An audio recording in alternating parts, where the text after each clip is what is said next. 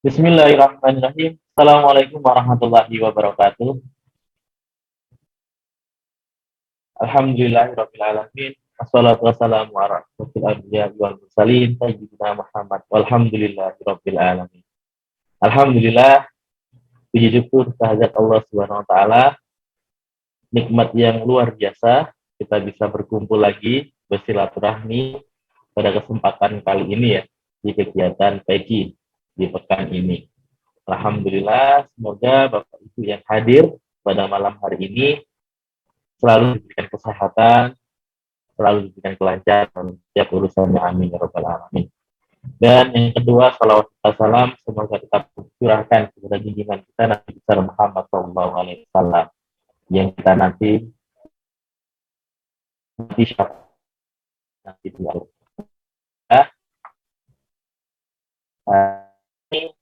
kita ketemu lagi nih di kegiatan peci kali ini.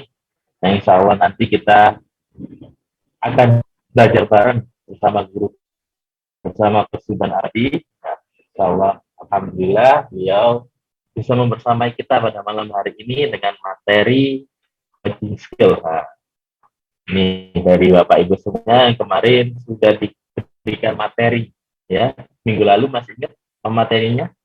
Coba bisa ya di kolom komentar. Nah, pekan kemarin materinya apa? Kita bahas tentang apa nih? Ada nggak nih yang masih ingat nih? Kita kemarin diberikan materi oleh kita, kayak Adila, pertama lari situ. Nah, masih ingat nggak materinya apa? Ini masih belum ada yang jadi kolom komentar ya. Ini sembari nunggu nih ini. Apa mungkin Bapak Ibu masih prepare ini mungkin ya? Gitu ya, sembari kita bersiap-siap untuk menerima materi pada malam hari ini. Nah, coba yuk di awal nih, kita tes dulu. Masih ingat nggak materinya kemarin apa? Nah, kalau belum ready ini belum kita mulai nih. Ya. Kita persiapkan dulu nih, mungkin Bapak Ibu yang masih baru login, baru masuk, monggo. Nah, atau yang sudah masuk nih, masih ingat gak? Ini yang hadir sudah ada 12 partisipan. Nah, oke. Dari materi kemarin, kita sudah membahas tentang istiqomah dalam berdakwah. Nah, kan? Nah, sekarang siapa yang sudah mengerjakan PR-nya kemarin? Ada PR nggak kemarin? Nah, ini siapa yang sudah angkat tangan nih? Ya, siapa yang sudah mengerjakan PR-nya? Kayaknya nggak berani angkat tangan ya. Siapa nih yang sudah mengerjakan tugas dari Kiai kemarin? Ini kita sudah hadir di tengah-tengah kita ada Pak Prawoto. Assalamualaikum Pak Prawoto. Sehat Pak? Masih di Sehat Mas Andri, alhamdulillah. Alhamdulillah. Siap-siap. Ini di rumah Pak Prawoto? Ya, lagi di rumah. Lagi di rumah. Siap Pak Prawoto.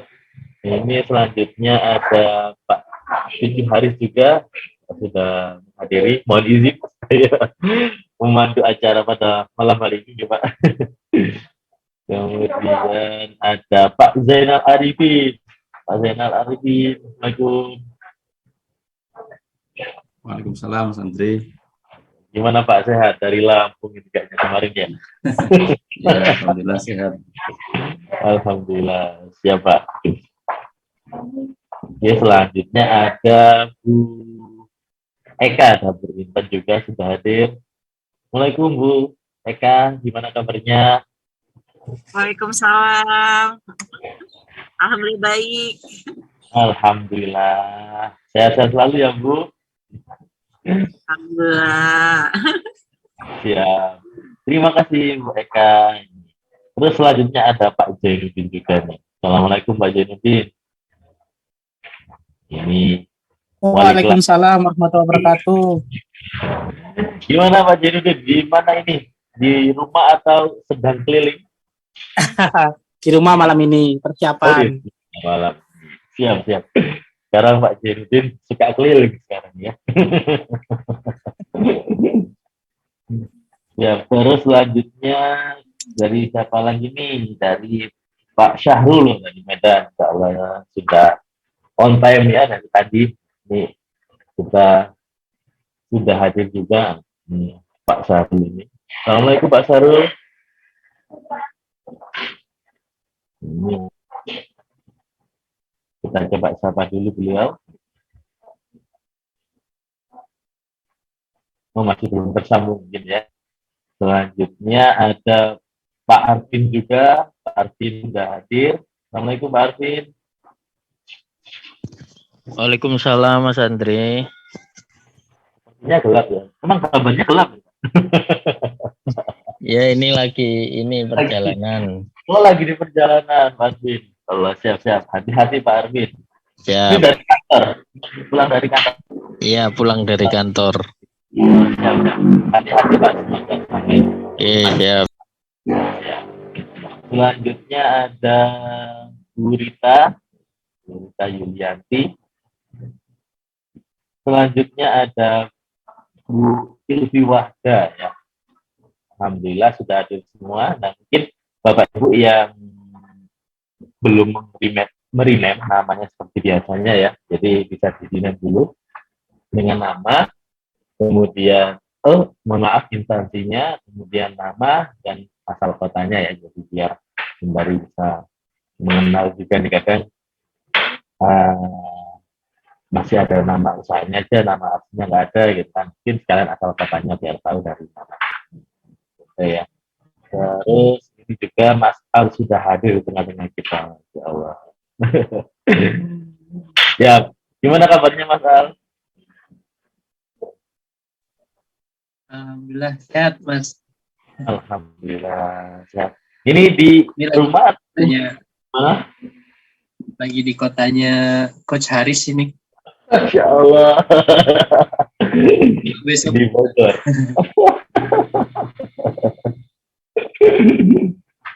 Siap-siap, Mas. Oke, baik. Alhamdulillah juga sudah mulai bergabung untuk teman-teman pada malam hari ini. Kita mulai dulu untuk pembukaan kita pada malam hari ini. Kita awali kegiatan kita pada malam hari ini dengan bacaan basmalah. Semoga agenda kita pada malam hari ini diberikan kelancaran dan diberikan kemanfaatan kepada seluruh peserta yang hadir pada malam hari ini. Baik, berdoa dimulai. Alhamdulillah. Dan selanjutnya kita buka kegiatan hari ini dengan tilawatil Quran yang Masya Allah akan dibawakan oleh Mas Al. Kepada Mas Al, kami persilakan.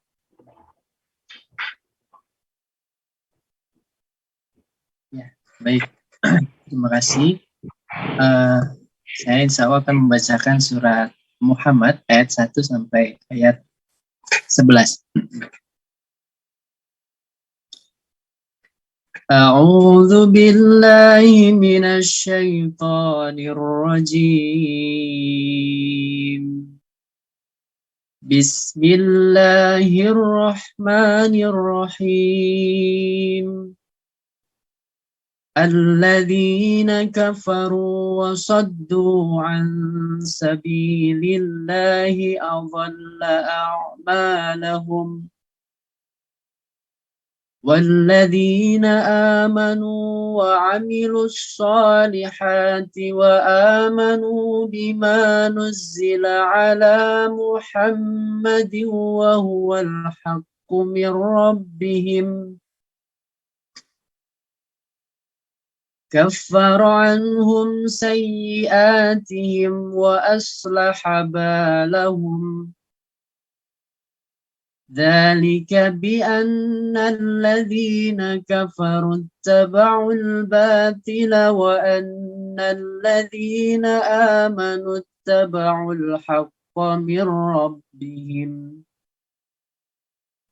كذلك يضرب الله للناس أمثالهم فإذا لقيتم الذين كفروا فضرب الرقاب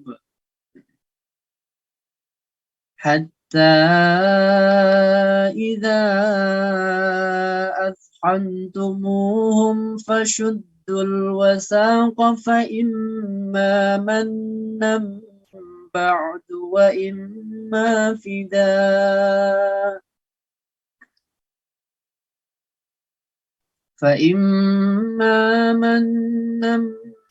بعد وإما فداء حتى تضع الحرب أوزارها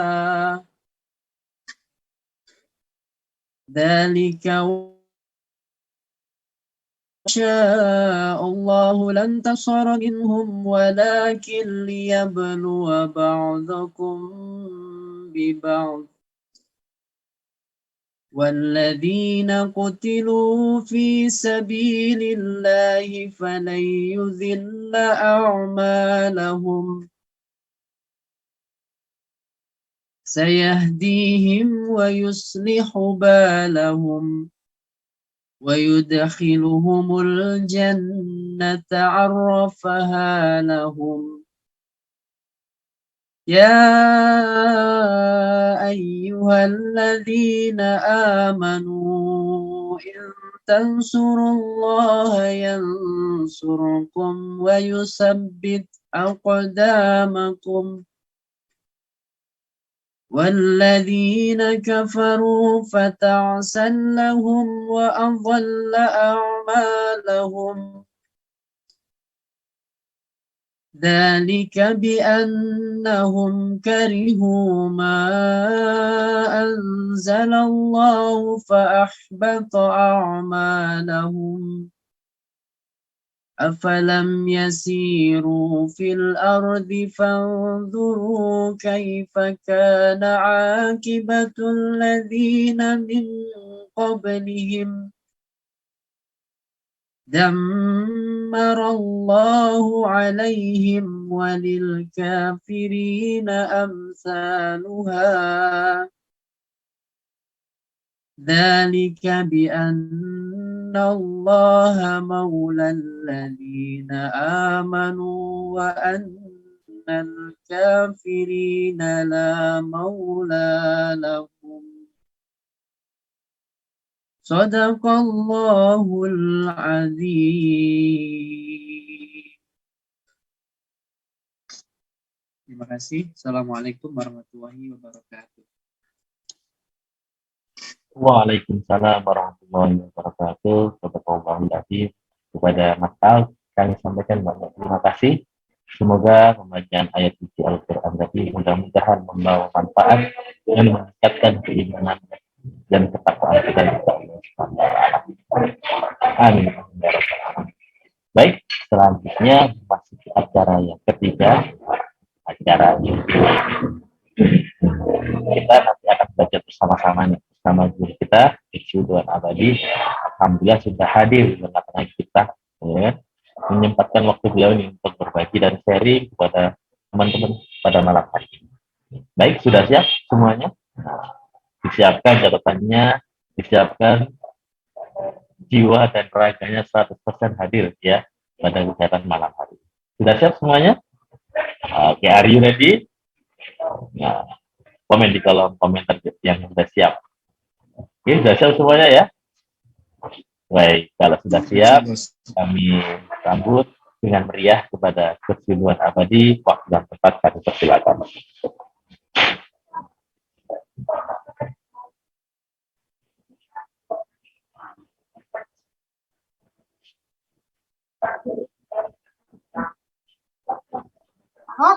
Belum dengar tuh.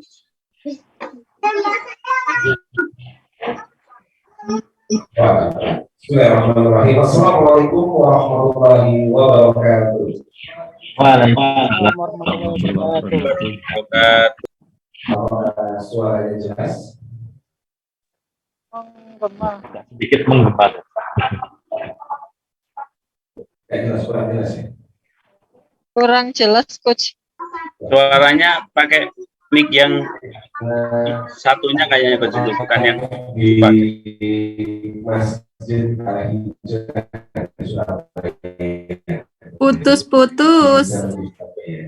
Suaranya putus-putus, Coach. Suaranya putus-putus, gak jelas. Wah, sebentar ini sinyalnya Mas Willy. Kalau di studio jelas. Oh jelas. Ya, ini atau bisa dibantu lagi di sini apa ya ini? Bismillah. Oke. Sini jelas. Iya, bismillah. Wah, jadi tag.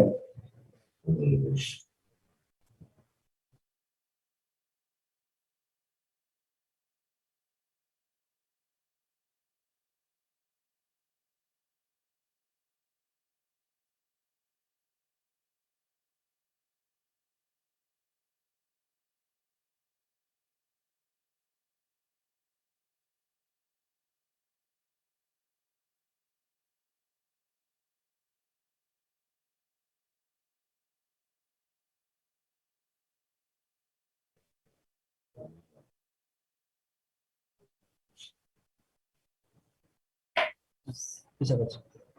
Oke, kita cek lagi. Sekarang apakah sudah lebih jelas suara saya? Masih menggema, Coach, suaranya. Oke. Ini masih oh. Alijra. Masjid ternama loh, Alijra loh. Soalnya perlu di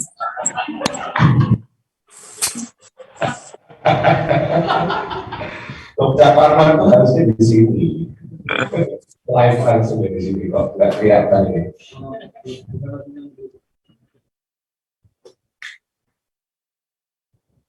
Cek. Apakah jelas? Kes 1 minggu 2 minggu ya? Kes, Mas Andri, masih aman? Masih jauh Itu suara sepertinya Coach. suaranya pakai mic yang satunya yang connect. Mic yang dipakai atau yang enggak nyambung. Ya, jauh. Jadi terdengar jauh. Ya nanti ya. Tes. Oh, saya nggak usah pakai sound ini ya. Kalau saya nggak pakai sound ini kedengeran nggak? Aman ya? Itu malah bagus yang terakhir. malah bagusan gini, Coach. Ini. Oke, bismillahirrahmanirrahim. Sudah lebih jelas suaranya? Iya, Coach, Ya, jelas ya. ini. Nggak usah pakai sound ternyata Cak Parman. Ayo, Cak Parman, bereskan Alijra. Bismillahirrahmanirrahim. Bismillahirrahmanirrahim. Assalamualaikum warahmatullahi wabarakatuh.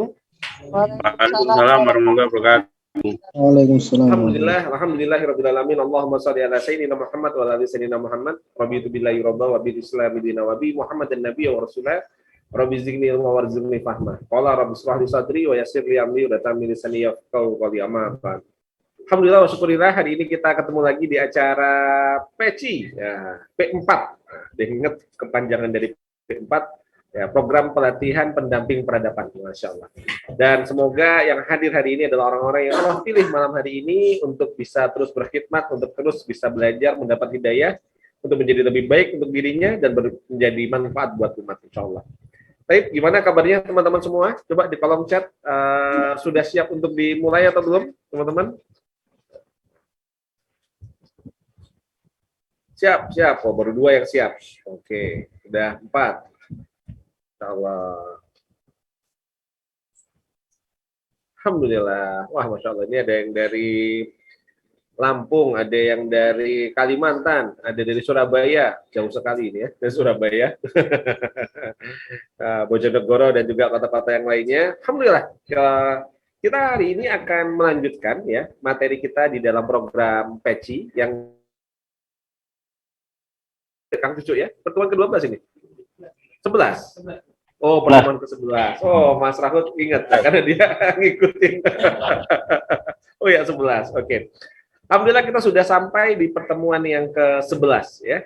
Nah, hari ini kita akan berbicara tentang coaching skill ya. Nah, setelah kita melewati banyak program materi ya, selama kurang lebih hampir 3 bulan terakhir ya.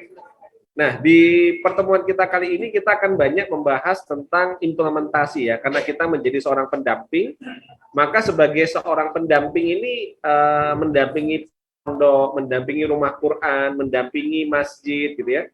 Tentu tidak mudah ya. Jadi banyak tantangan, banyak challenge, banyak kendala yang saya rasa teman-teman juga kalau seandainya sudah implementasi ya, kemungkinan besar juga pasti sudah merasakan, sudah mengalami dinamikanya di lapangan juga. Saya hampir kurang lebih sekitar 3 tahun terakhir ya, saya mendampingi beberapa pondok pesantren, masjid gitu. Itu juga masya Allah dahsyat juga gitu ya, ujian, cobaan, tantangan ya. Mohon maaf ini kalau noise di studio. Oke. Nah, tantangannya mungkin tidak mudah juga gitu ya. Nah, sehingga hari ini kita akan coba bareng-bareng sharing pengalaman bagaimana kita mendampingi pilar-pilar peradaban ya. Dinamikanya seperti apa, perbedaannya seperti apa, pendekatannya seperti apa. Inilah yang nanti mungkin akan kita banyak bahas malam hari ini sebelum secara detail nanti akan kita bahas di bootcamp. Insya Allah tanggal bootcamp sudah muncul, tempatnya juga insya Allah sudah siapkan insya Allah. Nah, jadi nanti setelah pertemuan ini berarti pertemuan berikutnya insya Allah kita akan ketemu di bootcamp. Nah, insya Allah ya setelah pertemuan ke-12. Nah, sahabat sekalian, saya akan memulai dengan saya share screen dulu ya. Nah, ini materi kita di hari ini. Sudah tampak belum materinya? Sudah ya. Nah, dalam program pelatihan peradaban ini, Pesantren Coach Indonesia atau PECI, kita hari ini akan bicara tentang coaching skill, ya, di mana saya mendalami dunia coaching ini sudah kurang lebih hampir 10 tahunan lah ya. Jadi tahun 2012 sampai sekarang ini udah hampir 10 tahun benar. Nah, saya mulai ngambil program pertama kali certified coach saya itu tahun 2012, jadi nggak kerasa ini udah 10 tahun ya. Nah, jadi walaupun sebelumnya sudah terjun dalam dunia training, dalam dunia mentoring gitu ya. Nah, ini khusus spesialisasi dalam coaching saya sudah hampir mungkin 2012 sampai sekarang, berarti ini sudah 10 tahun ya. Nah, teman-teman, saya mau mulai sebuah cerita yang mungkin sudah bosan didengar sama teman-teman juga, tapi ini mungkin menjadi dasar kenapa kita harus menjadi para penggerak. Ya, ini termasuk juga teman-teman yang ada di studio. Why? Kenapa kok kita harus menjadi para penggerak? Penggerak berarti dia menggerakkan. Penggerak berarti kita mendorong, membuat sesuatu yang tadinya tidak bergerak menjadi bergerak, kira-kira begitu. Itu namanya penggerak kan, menjadi motor. Nah, saya mau cerita sedikit, ada dua nih. Kalau kita lihat di layar ya, di screen. Ada yang tahu ini apa namanya? Kereta api, betul banget. Ya, kereta api. Lokomotif. Sudah pernah kira-kira naik kereta api? Kalau kira-kira naik kereta api kayak gini dari Surabaya ke Jakarta berapa jam ya kira-kira? 9, 10, 13 ya, tergantung. Kalau sekarang sudah lebih cepat, kurang lebih sekitar hampir 9 jam. Dulu saya pertama kali naik kereta api Matarmaja zaman dulu dari Malang 13 jam sampai Jakarta. Bahkan kalau pas lagi macet, kereta api dulu pernah macet, kalau sekarang udah nggak macet. Kalau dulu ada macetnya juga, karena ekonomi itu biasanya bergantian. Nah, ini menempuh jarak bisa kurang lebih sekitar hampir mungkin bisa rata-rata average 10 jam dari Surabaya sampai ke Jakarta. Ya, menempuh perjalanan kurang lebih hampir 1000 km. Nah, tapi kalau saya bilang misalnya bisa kok naik kereta api dari Surabaya ke Jakarta hanya dengan 3 jam saja, percaya nggak ya? Nggak usah 10 jam, 3 jam, tapi naik kereta api. Percaya nggak ya? Cek sebenarnya teman-teman yang di percaya, oke. Gimana? Toto Kang Cucu udah tahu materinya. Terus dapat materinya ini sedikit. Ya, ada yang bilang percaya, ada yang mungkin enggak ya. Nah, karena ada kereta di Jepang, nah ini keretanya kayak gini. Nah, ini bisa menempuh jarak 1000 km hanya dalam waktu 3 jam. Nah, ada yang tahu ini namanya apa? Shinkansen. Nah, apa bedanya antara kereta api biasa tadi dengan Shinkansen? Yuk, yang di online coba ketik. Apa perbedaannya dua kereta api tadi? Yang satu butuh waktu kurang lebih sekitar 10 jam. Yang satu hanya bisa dalam waktu hanya 3 jam. Apa bedanya? Apa? Ya betul, kecepatan itu apa yang membedakan? Maksudnya pertanyaannya, kenapa kok yang satu bisa lebih cepat gitu? Apa bedanya? Ya, ini dua kereta api. Nah, ada dua kan? Nah, ini anggaplah namanya Argo Lawu. Namanya apa ini yang ini? Argolawu. Ya, ini butuh kurang lebih sekitar 10 jam. Yang ini lebih cepat Shinkansen. Apa kira-kira membedakan? Mesinnya apa? Mesinnya canggih. Oke, canggih mesinnya. Yang lain apa? Wah, Masya Allah, Pak Edi luar biasa. Udah pernah naik Shinkansen, Pak Edi? Alhamdulillah. Legend Pak Edi. Sudah pernah naik Shinkansen langsung. Di mana Pak Edi? Di Jepang langsung waktu itu. Masya Allah. Ya. Baru akan. Ya. Nah, betul sekali. Ini yang membedakan, ada yang bilang powernya, ada lokomotifnya, ada yang bilang kecepatannya, lokomotif, mesinnya di setiap lokomotif. Ya, penggerak mesin di setiap lokomotif. Gimana maksudnya ya? Lokomotifnya banyak gitu Mas Al. Mesin di setiap gerbong mungkin maksudnya ya. Lokomotifnya di setiap gerbong. Nah, ini yang satu mesin di setiap lokomotif, yang satu lokomotifnya di setiap gerbong. Mana yang benar? Bolak-balik ini antara Mas Al sama Kang Cucu. Ayo Kang Cucu, yang mana yang benar ini? Ya, jadi betul sekali. Bedanya di Shinkansen ini dia punya penggerak atau punya mesin di setiap gerbongnya. Nah, jadi artinya di setiap gerbong itu dia punya mesin penggerak. Dia penggeraknya mesinnya ada di setiap gerbong sehingga bebannya tidak hanya ditopang sama yang di depan, tapi dia di setiap tempat itu ada mesin-mesinnya. Nah, cerita inilah yang mungkin akan mengawali tentang penggerak tadi, penggerak peradaban. Jadi ketika kita menjadi coach, kita menjadi seorang pendamping peradaban tadi, maka kita harus menjadi penggeraknya. Nah, jadi kita melatih bagaimana di setiap lini yang kita dampingi ada penggerak-penggerak. Jadi tugas kita sebenarnya apa? Kita menjadi penggerak dan mencetak penggerak. Kalau kita hanya menjadi penggerak tapi tidak mencetak penggerak, maka kita jadi kayak tadi, argolawu. Jadi apa? Yang narik gerbong nggak bisa cepat, pelan-pelan, gitu. Di masjid ini di Al-Hijrah misalnya, kalau ternyata penggeraknya cuma Mas Rahmat, Mas Rahud gitu, ya maka Al-Hijrah ya gini-gini aja, nggak akan lama. Kenapa? Karena cuma ditarik sama satu lokomotif. Kalau seandainya pengen ini menjadi cepat, maka harus mencetak mesin-mesin penggerak-penggerak di setiap gerbong. Jadi jangan pakai gaya argolawu, tapi pakai gaya apa? Jangan pakai gaya argolawu, tapi kita harus menggunakan gaya Shinkansen. Oke, berarti di masjid ada penggeraknya, di Baitul Malnya ada penggeraknya, di amal usahanya ada penggeraknya. Nah, maka tugas kita adalah bagaimana nanti ketika mendampingi satu pilar peradaban, entah itu masjid, rumah Quran, pondok pesantren, maka kita harus mencetak penggerak-penggerak di dalam setiap lininya. Karena kalau tidak, maka kemungkinan banyak sekali pondok itu yang bertumpu sama kiai. Jadi kiainya itu berat banget narik gerbong yang segitu besar. Karena apa? Karena untuk menghidupi pondok pesantrennya benar-benar tergantung dengan seorang kiai. Jadi kiai menjadi apa? Kiai menjadi lokomotif, kasihan gitu. Nah, sehingga ketika saya masuk ke banyak pondok pesantren, apa yang saya lakukan? Bagaimana menginstal di pondok itu ada amal usaha, sehingga ada gerbong, di gerbong amal usaha ini nanti ada para penggerak-penggeraknya, amal usahanya jalan. Bagaimana membantu amal sosial, membuat penggerak-penggerak di sana, amal sosial jalan. Bagaimana membantu amal pendidikan, bergerak di sana. Nah, Mas Prawoto sudah membuktikan ketika membantu di Khosinatul Abror. Ya, dulu Kiai Toha sendirian menggerakkan. Luar biasa effortnya pasti. Hanya mulai dari rumah kecil. Lalu muncullah di sana ada teman-teman, ada Pak Eko, ada Mas Prawoto, ada Mas Baim yang berbagi peran. Ya, katanya kalau Mas Prawoto ini kan member SBC yang rasa peci. Kadang bahasanya spiritual terus gitu ya.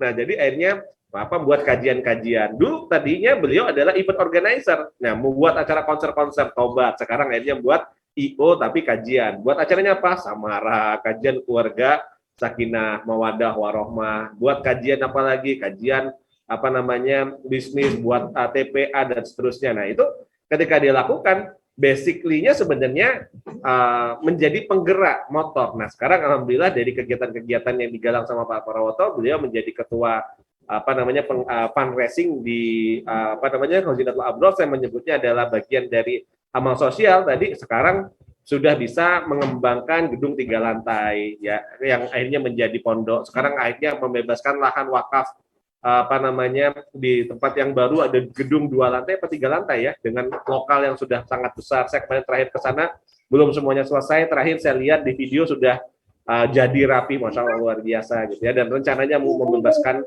lahannya lagi gitu. Nah ini kan suatu yang kalau saya ngelihat luar biasa, dari yang tadinya rumah sederhana, santri mungkin tidak lebih dari 100 orang, sekarang berlipat-lipat. Nah Pak Prawoto mungkin sebelum dilanjut cerita sedikit pergerakan yang sudah Pak Prawoto dan kawan-kawan lakukan di Khojinatul Abror sebelum nanti saya masuk ke materi. Jadi biar teman-teman dapat anchor-nya, bagaimana kalau kita menjadi penggerak, menggerakkan satu peradaban, bahkan mungkin dari kecil sekali, tapi dampaknya sekarang luar biasa. Nah, Fadol, Pak Prawoto. Terima kasih, Coach. Assalamualaikum warahmatullahi wabarakatuh. Terus terang, Coach, insya Allah ini jariahnya Coach Dilan juga, karena saya kenal Khojinatul Abror itu lewat SBC dulu. Jadi ketika di Bojonegoro ada SBC kelas yang pertama dan keseluruhan membuka di sana, itu saya pertama kali bergabung, dan dari situ saya ketemu dengan santri-santrinya Kiai Toha. Akhirnya khidmah di sana. Yang dilakukan sebenarnya tidak yang besar, awalnya hanya kecil. Salah satunya adalah Kiai Toha itu memberikan layanan pada masyarakat lewat kajian umum. Jadi ngaji umum setiap pekan setelah Senin malam Selasa itu. Nah dari situlah akhirnya timbul pengkaderan yang tidak disengaja. Jadi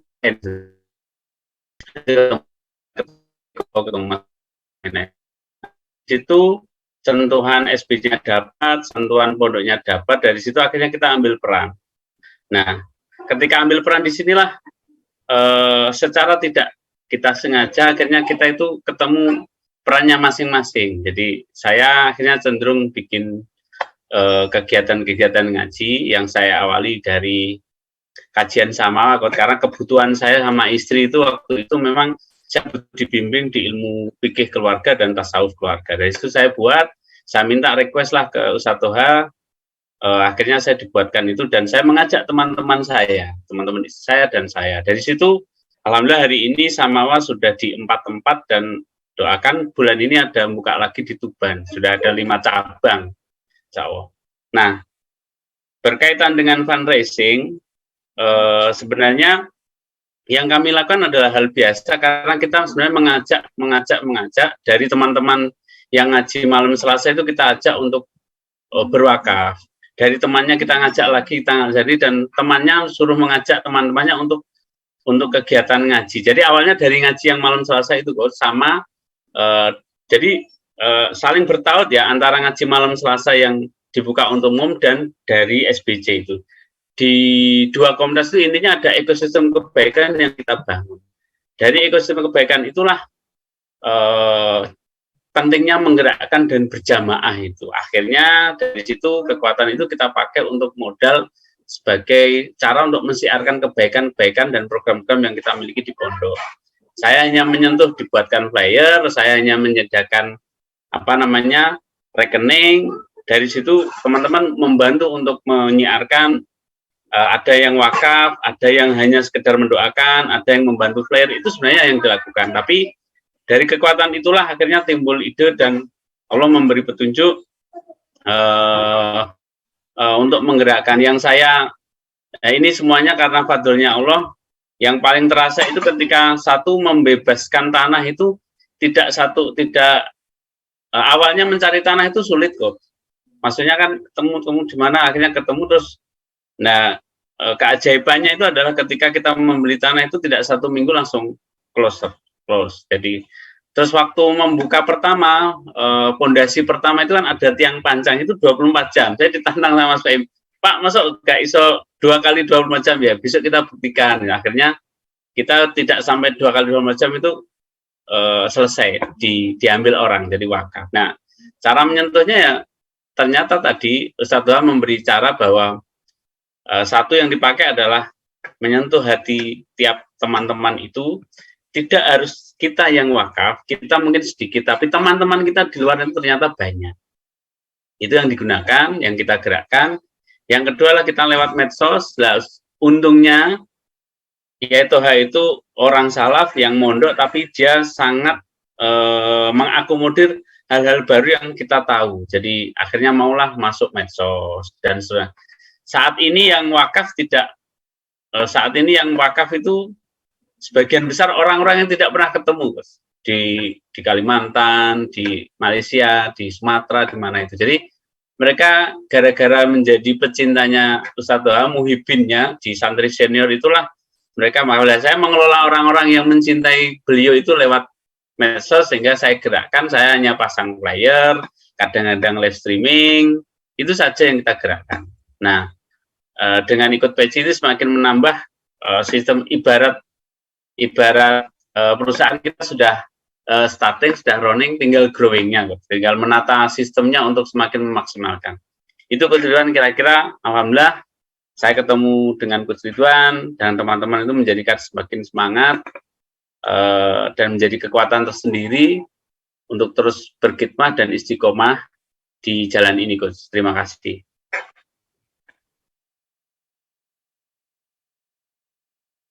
Cek, lanjut ya. Nah, alhamdulillah, masya Allah, luar biasa. Tadi kita sudah mendengarkan, ngelihat. Nanti izin Pak Prawoto kita akan jadikan studi kasus. Ya. Jadi ada satu pondok salaf yang tadinya sederhana, sekarang sudah bisa bertumbuh sangat signifikan. Nanti bisa dicari di online. Namanya Pondok Khazinatul Abror di Bojonegoro. Jadi satu pondok kecil sekarang sudah punya lahan wakaf dan sudah santrinya bertumbuh lebih dari 3 kali lipat dalam waktu hanya 2 tahun gitu ya. Dan gedungnya juga sudah gedungnya udah maju. Nah, nanti akan kita coba jadikan sebagai studi kasus ya. Nah, tadi kita sudah sampai di mana? Di penggerak. Nah, jadi Pak Prawoto di sini masuk dalam salah satu penggerak. Jadi yang tadinya lokomotifnya hanya kayak Toha, akhirnya di gerbong-gerbong ini muncul ada penggerak. Pak Prawoto penggerak dalam konteksnya Pak amal sosialnya, ada Mas Baim, jadi amal usahanya salah satunya, ada Mas Kim, ada Pak Eko yang lainnya. Nah, ini menjadi penggerak-penggerak gitu ya. Nah, nanti kita akan berbicara bagaimana mekanismenya. Nah, kalau tadi kita bicara sampai mana? Lokomotif tadi ada 2, ada Shinkansen dan juga ada Argolawu. Jangan sampai organisasi kita tuh jadi kayak Argolawu yang jalannya lambat. Sudah berapa lama Mas Raud ini masjidnya sampai sekarang? Kenapa, Coach? Sampai sekarang? November. Hampir setahun. Hampir setahun. Bulan depan ulang tahun berarti ya? Oh ya. Bulan depan milad. Nah, kan buat acara milad. Milad pertama Masjid Al-Hijrah. Insyaallah. Ya. Nah, kita bulan ini nanti ulang tahun 22 Oktober. Nah, saya pas lagi umroh. Nah, jadi nanti ulang tahunnya pas dari Mekah nanti insyaallah. Nah, jadi dalam konteks ini kita harus bisa memahami bahwa jangan sampai organisasi kita tuh jalan lambat, masjid kita, pondok kita lambat. Karena apa? Karena tidak bergerak. Nah, maka harus jadi apa? Jadi seperti Shinkansen tadi. Nah, apa yang harus kita lakukan? Nah, ini menjadi penggerak. Saya skip aja. Jadi ini kalau tadi kita ngelihat kualitas pribadi, nah jangan sampai kita tuh stuck ya. Ada zona itu yang kita tidak bertumbuh, orang lain tidak bertumbuh. Artinya apa? Kita senang belajar, ikut peci gitu ya, upgrade diri. Akhirnya kita bertumbuh gitu. Oh, ini zona kedua. Kalau sekarang ini kita nggak mau bertumbuh, orang lain juga tidak bertumbuh. Itu namanya zona sia-sia. Diajakin ini kajian peci, pulang. Waduh, maaf Pak, saya repot gitu ya, nggak mau belajar atau seterusnya. Ada kajian tidur dan seterusnya. Itu namanya tidak mau bertumbuh dan tidak menumbuhkan orang lain. Ada yang kedua, saya tidak bertumbuh tapi orang lain bertumbuh. Udah deh, Mas Adi aja deh yang belajar. Wah, ini Mas Adi dari yang dulunya tampilannya cupu, sekarang sudah pakai jas gitu ya, sudah jadi suhu. Prof cupu tuh suhu. Masya Allah, progresnya Mas Adi kan luar biasa di sini gitu. Saya ngelihat betul Mas Adi dari waktu awal-awal di sini sampai sekarang sudah, Masya Allah ya, tampilannya udah jadi salah satu pengurus di yayasan ya, ketua yayasan, Masya Allah, barakallah ya. Nah, artinya ada yang bertumbuh nih. Jadi jangan sampai saya tidak bertumbuh, orang lain bertumbuh gitu. Nah, itu namanya zona kerugian ya. Kalau saya lihat mungkin dulu zaman-zaman eranya Mas Adi masih banyak juga yang lain kan. Nggak semuanya bertumbuh seperti Mas Adi ini. Kalau mau lihat Mas Adi itu yang mana? Wah, di zoom-nya ke sini Mas Andri. Bisa nggak di spotlight? Nggak bisa ya? Wah, itu namanya Mas Adi itu. Nah, zona yang ketiga adalah saya bertumbuh, tapi orang lain tidak bertumbuh. Itu namanya zona egois. Wah, kita belajar, ikut peci, apa segala macam. Kitanya nambah upgrade diri, upgrade ilmu, tapi orang lainnya nggak ada yang ditumbuhin. Itu namanya egois. Hanya mau berkembang sendiri. Kita nambah hebat, tapi tim kita nggak nambah hebat. Dan yang terakhir adalah zona keberuntungan. Saya bertumbuh, orang lain bertumbuh. Kita bertumbuh, tapi menumbuhkan. Kita bergerak, tapi menggerakkan. Nah, inilah yang harapannya nanti bisa kita ciptakan ya dengan program ini. Dengan program PECI ini, harapannya kita bertumbuh, orang lain bertumbuh. Nah, maka jadilah pribadi yang beruntung. Ya, tadi zona yang keempat, zona beruntung. Saya rasa juga sama teman-teman pasti pengen beruntung. Yang bertumbuh dan menumbuhkan. Dan ini kenapa saya bilang kita menjadi pribadi beruntung? Karena jelas dalilnya ada di Quran surat Ali Imran ayat 104, dan hendaklah di antara kamu ada seorang yang menyeru kepada kebajikan, menyeru berbuat yang ma'ruf dan mencegah dari yang munkar, dan mereka itu adalah orang-orang beruntung. Nah, jadi kalau kita di PECI ini membantu organisasi, masjid, pondok, dan yang lainnya, di konteks itu kita mengajak dalam kebaikan, mencegah dalam kemungkaran, menggerakkan masjid, memakmurkan gitu ya, itu kita akan menjadi pribadi-pribadi beruntung. Nah, kira-kira mau nggak jadi pribadi yang beruntung? Beruntung itu ukurannya nggak harus selalu banyak uang, ya gitu kan? Tahu-tahu kayak tadi datang ke sini, alhamdulillah makan bebek, gitu kan? Itu kan keberuntungan juga rezeki kita hari ini. Tapi orang beruntung itu adalah orang yang pas, menurut saya itu pas. Pas itu apa? Pas butuh, pas ada, kira-kira gitu. Itu kan keberuntungan kan namanya. Beruntung itu pas butuh, pas ada. Sayangnya Cak Parman nggak ikut ke sini. Kalau ikut ke sini makan bebek juga tadi ya. Oh, Pak Parman masih ada tuh 2 bungkus. Datang ke sini. Ya. Nah, jadi prosesnya gimana? Maka prosesnya ada namanya proses download dan upload. Nah, download dan upload tuh kalau kita tadi menyeru dalam konteks ini, hendaklah di antara kamu ada segolongan orang yang menyeru pada kebajikan, menyuruh untuk berbuat ma'ruf dan mencegah dari munkar. Nah, jadi menyeru berbuat kebaikan itu polanya adalah download dan upload. Download itu adalah apa? Download itu kita belajar kayak gini. Ini kita sedang mendownload, menggali ilmu baru, knowledge baru. Ini kita sedang mendownload. Lalu proses yang namanya menyeru tadi itu adalah mengupload, mengajarkan, mengupload, menginstal ke tempat-tempat lain. Nah, kebermanfaatan dan keberuntungan itu terjadi pada saat kita mengupload. Pada saat kita belajar, mendownload, ya sebenarnya di sana sudah ada nilai kebaikan. Tapi kebermanfaatan kita terjadi ketika kita menyerukan, menyampaikan. Maka dalilnya kan sampaikanlah walaupun hanya 1 ayat. Maka tuntunannya apa? Download itu ayatnya apa? Belajar dari buayan sampai ke liang lahat. Itu untuk mendownload. Mengupload ayatnya yang tadi, sampaikan walaupun hanya 1 ayat, menyeru pada kebaikan agar jadi orang beruntung dan seterusnya. Nah, maka kunci yang kadang-kadang kita terlepas itu terlupa, kita senang belajar, senang mendownload, tapi lupa mengupload. Kalau nggak percaya apa? Coba cek HP-nya. Memorinya penuh kan? Kenapa? Foto sana, foto sini, download sana, download sini. Tapi kita lupa untuk mengupload. Berapa banyak konten yang sudah diupload? Berapa banyak kebaikan-kebaikannya? Porsinya kira-kira saya mau tanya di teman-teman. Banyakan yang di-download atau banyakan yang di-upload? Banyakan yang di-download. Sama dengan kehidupan kita kan? Kita belajar sana, belajar sini, belajar sana, belajar sini, download terus. Tapi berapa banyak kita mengupload? Berapa banyak kita implementasikan itu di lembaga-lembaga, bagaimana kita mengimplementasikan di organisasi-organisasi, ya di rumah Quran, di pondok-pondok, di masjid-masjid. Mungkin kita jarang. Nah, sampai saya tadi memberi garis bawah adalah yang kita lakukan adalah apa? Perbanyak proses menguploadnya. Nah, agar kita menjadi pribadi yang bermanfaat, ya.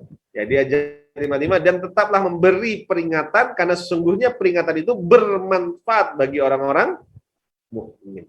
Jadi kita terus menyampaikan, menyampaikan itu. Kenapa? Karena kita terus memberi peringatan itu, kita diminta sama Allah. Nah, ya, di Azrat 55. Terus beri peringatan, karena sesungguhnya peringatan itu bermanfaat. Jadi kalau kita mau menjadi manfaat buat orang-orang mukmin apa? Maka tugas kita adalah menyeru pada kebaikan, memberi peringatan. Ya kalau saya kayak gini kan ngisi kelas, di sini kan mengingatkan, ayo teman-teman jangan hanya belajar aja, ayo praktek, itu memberi peringatan. Ayo Mas Dwi, lah taqrabu zina. Gitu kan memberi peringatan juga itu. Ayatnya jelas kan dibaca tadi waktu kita pada zuhur kan? Al-Isra tadi ya berapa gitu kan. Nah, jadi contoh sederhananya memberi peringatan. Nah, ini yang harus kita lakukan. Jelas ya. Maka apa yang harus kita lakukan? Ayo upload ilmu dengan bagaimana mengajarkan ke sebanyak-banyak orang. Jadilah pribadi yang terbaik dengan apa? Dengan kita mengupload ilmu tadi, dengan kita menginstalnya ke mana ya tadi? Ke 5 pilar peradaban kemarin. Ya, yang sudah kita bahas. Baitullah, masjid. Ini ilmunya diterapkan, jangan hanya dipelajari aja. Ke Baitul Tarbiyah dan Baitul Quran, ya. Rumah-rumah Quran, ini sudah ada TPA di sini juga, ya. Baitul Mal dan juga Baitul Muamal, ya. Ini yang harus kita lakukan. Dan yang ketiga, pribadi terbaik itu kalau bisa kita juga menjadi pribadi terbaik, tapi juga terbaik perkataannya. Di Quran surat Al-Fussilat ayat 33, dan siapakah yang lebih baik perkataannya daripada orang yang menyeru kepada Allah dan mengerjakan kebajikan serta berkata sesungguhnya aku termasuk orang-orang yang berserah diri. Ya kayak Pak Prawoto tadi, Masya Allah, dia menyampaikan kan, sudah melakukan banyak, ketika sudah melakukan banyak, dia bilang apa? Semua ini karena Allah, kuasanya Allah. Masya Allah, kan luar biasa. Jadi apa yang kita lakukan? Teruslah kita, menyeru kepada Allah, ya, ngajak orang untuk kembali kepada Allah, datang ke masjid, baca Quran, gitu ya, mempelajari tadabbur Quran, bagaimana untuk berzakat, infak, sedekah. Tapi kita tetap nggak ngerasa hebat, nggak ngerasa sombong, kita tetap ngerasa semua itu adalah karena Allah. Jadi itu adalah orang-orang yang terbaik perkataannya. Nah, kalau kata Cak Parman kan, berkata baik atau diam. Nah, jadi kalau mau berkata yang baik itu, apa kata-kata yang baik tadi? Ini kata-kata yang mengajak orang kembali kepada Allah. Ya, tapi jangan takabur dan jangan merasa sombong karena semuanya adalah dari Allah. Ya. Dan ini yang terakhir nih, orang-orang yang selain terbaik, orang-orang selain yang terbaik perkataannya, ya kita menjadi penggerak peradaban ini agar didoakan Allah dan seluruh makhluk. Nah, saya mau tanya, siapa yang pengen bahkan didoakan sama Allah dan seluruh makhluk ini mendoakan? Ada yang mau? Siapa yang mau? Kalau di sini pakai chat, oke kita lihat. Wah, mau baru 2, Cak Parman, Yuyu 2, Cak Parman lagi ya. Oke, 3, wah, alhamdulillah ya, banyak yang mau. Nah, siapa sih orang-orang yang didoakan oleh Allah dan seluruh makhluk tadi? Nah, ini dari sebuah hadis ya. Dari Abu Umamah ya, menyampaikan ya, dari Rasulullah SAW bersabda, sesungguhnya Allah dan para malaikat serta semua makhluk di langit dan di bumi sampai semut di dalam lubang dan ikan di lautan benar-benar mendoakan kebaikan bagi orang-orang yang mengajarkan kebaikan kepada manusia. Oh, Masya Allah. Ini strong way banget. Strong way banget itu artinya menjadi penyeru, penggerak dan juga menjadi penyemangat ya hadis ini untuk kita menjadi para penggerak peradaban tadi.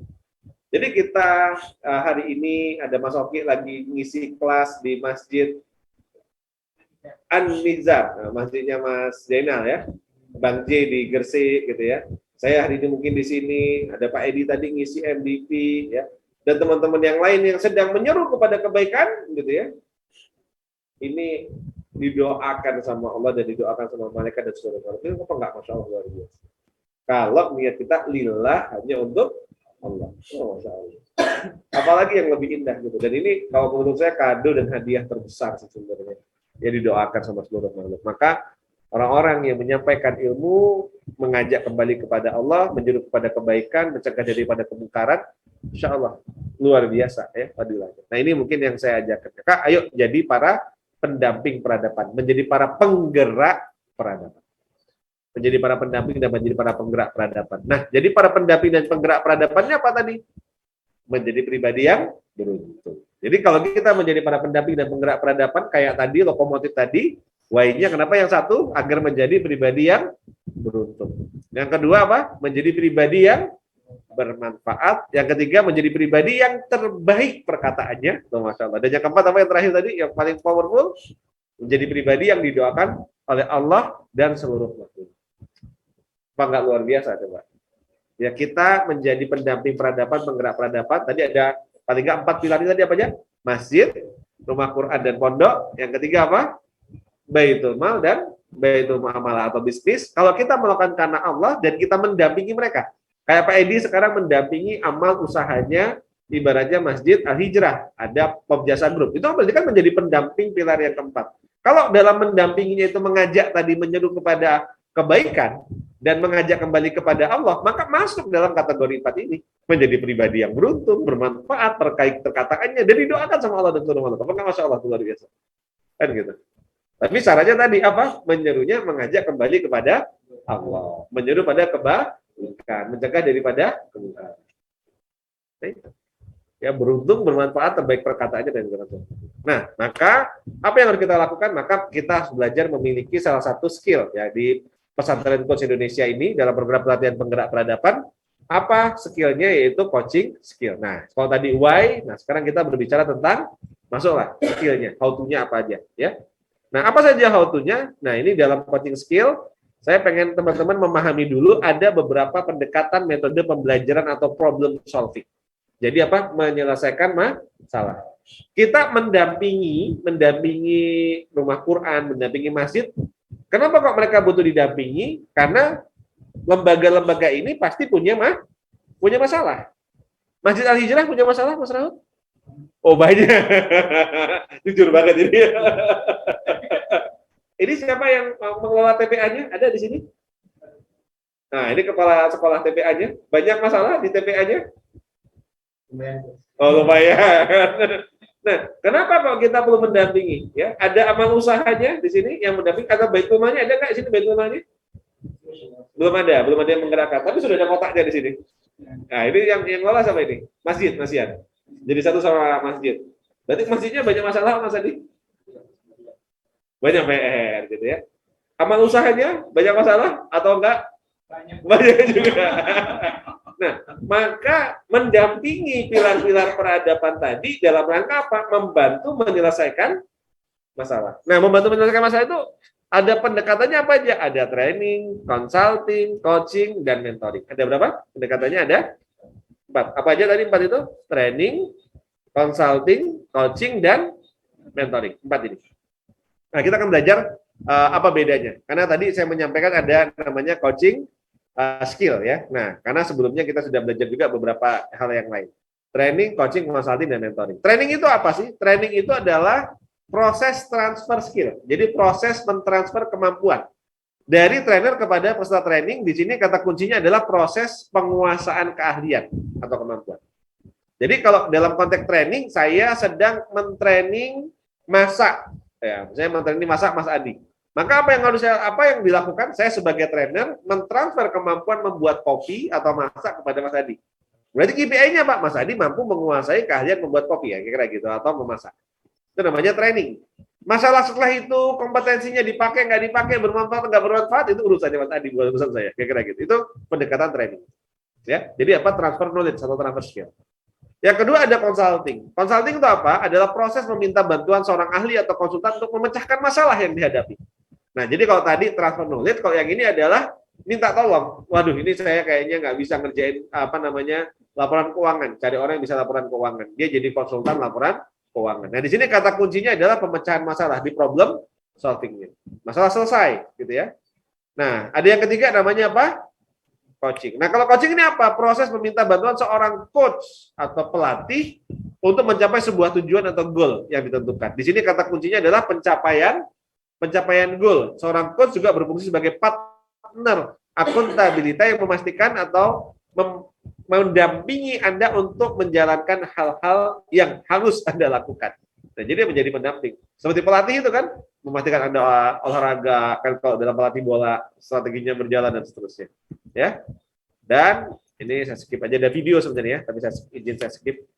Dan yang terakhir adalah mentoring, adalah proses pembelajaran yang dilakukan dari orang yang jauh lebih berpengalaman atau sering disebut mentor, ya, kepada orang yang belum atau kurang berpengalaman atau menti dalam bidang tertentu. Nah, jadi mentor artinya orang yang berpengalaman, sudah pernah melalui atau melewati prosesnya. Nah, kenapa kok di dalam konteks ini pendekatannya saya menggunakan coaching, bukan mentoring, nah, kira-kira gitu. Kalau di bisnis kebanyakan saya pendekatannya mentoring. Jadi kalau di dalam ini saya pendekatannya coaching, karena belum tentu di sini yang mau menjadi para pendamping peradaban Anda sudah pernah sukses membangun sebuah peradaban gitu ya. Mau mendampingi masjid, belum tentu Anda mentor sebagai orang yang punya portofolio pernah bangun masjid dan memakmurkan masjid. Kira-kira gitu. Maka yang paling tepat pendekatannya adalah nanti coaching. Nah, jadi saya mau lihat ini. Nah, inilah bagiannya untuk pendekatan problem solving. Nah, dalam pendekatan problem solving, penyelesaian masalah, nanti ketika teman-teman terjun kepada lembaga-lembaga dakwah ini tadi, baik itu masjid, rumah Quran, baitul mal maupun juga Baitul Muamalah, cek. Anda lihat objek yang Anda dampingin itu seperti apa. Nah, jadi kalau dilihat di sini ada urgensi dan ada motivasi dan kompetensi. Berarti kolom 1 ini adalah dia masalahnya tidak urgent untuk segera selesai, dan yang mau dibantu tidak termotivasi dan nggak punya kompetensi yang bagus. Kira-kira gitu. Kebayang ya maksudnya? Lagi mau bantuin masjidnya Mas Rahut misalnya. Terus pas saya datang ke masjid sini, ternyata ketemu masalah yang masalahnya nggak harus segera kelar. Artinya masalah-masalah umum saja. Apa masalah umum? Masjidnya belum makmur, belum rame. Gitu. Pas saya ketemu orang-orangnya ternyata tidak terlalu termotivasi untuk memakmurkan masjidnya, misalnya gitu ya. Terus ditanya keahliannya, nggak begitu ahli. Maka apa yang paling cocok pendekatannya? Kira-kira apa yang paling cocok pendekatannya? Coba teman-teman, tes. Kalau ketemu yang seperti ini, menurut teman-teman, apa pendekatan yang paling cocok dari 4 tadi? Kuadran 1. Kuadran yang tadi apa? Masalahnya nggak urgent. Dan yang kedua apa? Yang mau didampingi orangnya belum kompeten atau belum termotivasi. Nah, ayo teman-teman, coba. Simulasi. Siapa yang mau jawab? Apa? Pak Prawoto. Wah, training. Oh, oke. Oh, ini udah. Yang lain, Pak Jainal. Training. Kang Cucu, training. Wah, ini udah keren-keren ini. Ini Mas Jainal Arifin ini Bang J bukan? Oh, ini Jombang. Oh iya, ini yang anu. Oh, tak pikir Bang J lagi acara di sana kok bisa di sini. Oke, kita lihat. Dalam konteks ini, maka apa yang paling cocok? Paling cocok adalah kalau di kuadran 1 pendekatannya itu training, tepat sekali. Kenapa kalau di training? Karena masalahnya nggak begitu urgent, dan yang kedua adalah orang-orangnya kurang kompeten, maka butuh ditransfer knowledge. Butuh ditransfer knowledge. Kalau urgent nggak cocok training. Kenapa? Training itu proses transfer knowledge nggak bisa instan. Jadi cocoknya untuk yang nggak urgent. Nah, kalau yang kedua nih, masalahnya urgent, timnya nggak begitu kompeten, nggak termotivasi untuk belajar. Nah, yang cocok apa kira-kira? Masalah di pop jasa, bukan di pop jasa, di masjid. Masalahnya apa? Bukan lagi sekedar tidak begitu makmur, tapi jamaahnya sudah setiap hari nggak ada orang di sini, yang sholat cuma 1-2 orang. Dia juga yang azan, dia yang komat, dia yang jadi imam, kira-kira gitu. Berarti sudah parah nggak berarti masalahnya misalnya?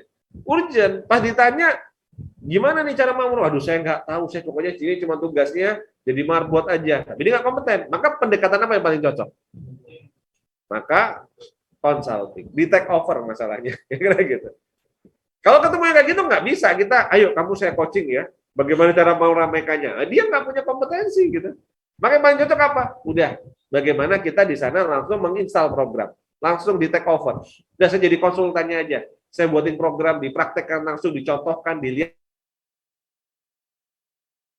ya, kira-kira gitu. Jadi teman-teman nanti kalau ketemu sama yang pendekatannya nanti ternyata pondoknya tidak begitu open mind atau tidak begitu kompeten, tapi masalahnya udah urgent, ya bisa jadi Anda harus turunkan tim untuk langsung take over gitu. Karena banyak pondok-pondok yang secara laporan mungkin keuangannya bermasalah, padahal penerimaannya udah banyak. Saya pernah ketemu tuh.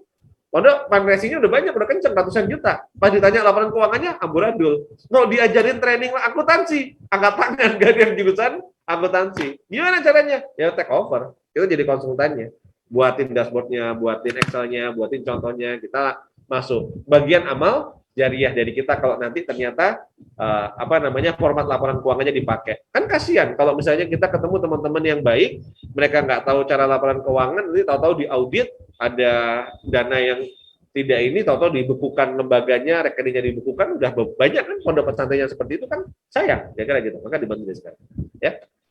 Laporan keuangan. Nah, yang ketiga, ketemu sama yang masalahnya nggak urgent, tapi orang-orangnya kompeten, orang-orangnya pinter-pinter kayak di sini nih. Nah, ini kan kalau di sini kan hebat-hebat nih. Cocoknya apa nih kira-kira? Maka cocoknya di coaching. Kenapa? Karena orang-orangnya termotivasi dan masalahnya nggak urgent. Coaching itu nggak instan. Jadi coaching itu prosesnya panjang. Jadi nggak cocok untuk masalah yang urgent. Masalahnya yang jangan yang maksudnya nggak terlalu urgent gitu. Jadi bisa di coaching proses kan, mengcoaching Mas Adi, mengcoaching tim yang di sini gitu ya. Nah itu prosesnya butuh tapi cocok untuk orang-orang yang punya motivasi tinggi dan kompetensi yang tinggi. Jadi di coaching dia nanti akan betul. Dan yang terakhir, kalau ketemu masalahnya urgent dan orangnya punya motivasi dan kompetensi, cocoknya apa berarti kira-kira? Baru mentoring. Kecepatan sekali ya Mas Rahut ya. Ya. Nah ini cocok kalau apa? Nah, kayak sini, oh timnya kompeten, punya motivasi, masalahnya urgent, langsung di mentoring. Itu contohnya. Nah, yang disebut dengan pendamping peradaban tadi, pendekatannya yang mana? Pendamping peradaban. Pakai pola yang mana? Training, consulting, coaching, atau mentoring? Coaching. Yang lain? Mentoring. Apa? Yes. Namanya pendamping peradaban harus menguasai 4. Artinya apa? Kita tahu pada saat mendampingi, kita harus ngelihat cocoknya mereka pakai pendekatan apa nih. Kalau ternyata ketemu yang tadi, masalahnya nggak urgent, orangnya nggak terlalu termotivasi, apa yang dilakukan? Training aja dulu biar kompetensinya meningkat dan bertumbuh. Nanti kalau udah meningkat kompetensinya baru pelan-pelan kita coaching misalnya gitu. Kalau ketemu yang masalahnya urgent gitu ya, wah ini pembangunan tanahnya sudah mau ibaratnya kalau nggak lunas nanti DP-nya angus akan disita kira-kira gitu. Karena apa? Karena dulu udah fundraising ternyata tanah harga 1 miliar, fundraising dapat 200 juta nekat kasih dana setahun. Baru ngumpul 600 juta, udah give up nih. Nah, urgent nggak masalahnya berarti? Kalau nggak dilunasi apa? Hilang. Tapi mau di coaching nggak bisa, timnya bingung gitu kan, udah give up. Maka apa yang paling cocok? Take over aja. Ada buat consulting, bentuk tim untuk membantu di sana. Clear ya sampai sini? Teman-teman harus tahu ya kapan mentraining, kapan consulting, kapan coaching, kapan mentoring. Dapat poinnya? Dapat. Berarti kalau gitu, kira-kira Al-Hijrah cocoknya pendekatannya apa ini?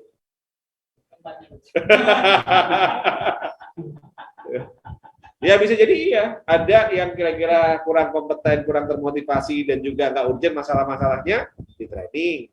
Ada yang sudah urgent problemnya, masalahnya di consulting. Ada orang-orang di top manajemennya mungkin nanti yang butuh di coaching. Nah, bagaimana untuk menjalankan ini semuanya bareng-bareng, semuanya di mentoring. Bisa jadi kayak gitu juga. Nah, ini tugasnya kalau kita menjadi pendamping peradaban. Maka pendamping peradaban ini ya harus menguasai 4 pendekatan ini. Nah, kira-kira gitu. Ini yang mungkin menjadi awal ya teman-teman untuk memahami pendekatan mana yang perlu kita pakai. Nah, malam hari ini saya akan coba sharing tentang pendekatan yang namanya pendekatan coaching. Nah, jadi pendekatannya apa yang malam ini kita bahas? Coaching ya, dari yang tadi ada. Mas Andre, tolong yang iPad dijadikan jadikan Host. host. Benar deh?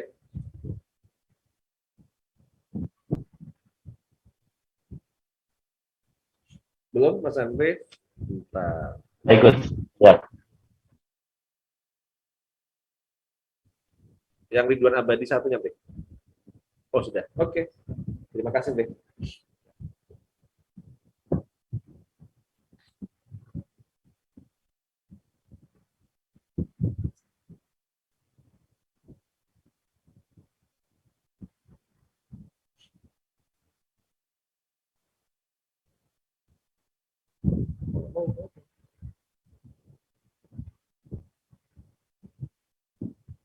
Oh, karena dia sedang connect dengan Hasbi.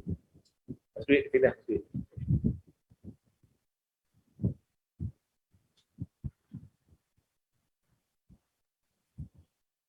Layarnya pindah dari sini. Nggak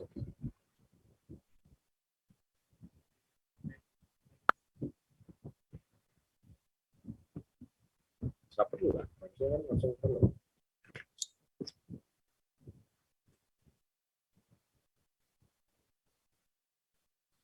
Oke, suara saya masih kedengeran, teman-teman? Nah, jadi kita akan berbicara dengan namanya coaching skill.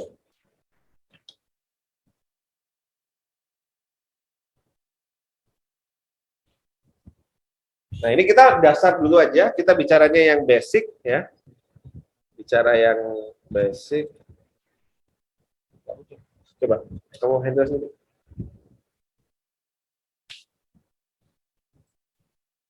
Apa saja yang harus dipahami? Yang pertama, kita akan bicara 4 pendekatan dalam coaching skill. Nah, jadi ketika kita mau mendampingi atau kita mau kita mau menggerakkan dari pilar peradaban tadi, yang pertama yang harus kita pahami adalah coaching skill ini memahami coaching. Nah, jadi orang yang akan di coaching dulu. Ini yang pertama. Ya, pertama adalah memahami coaching. Yang kedua apa? Yang kedua itu yang harus kita pahami adalah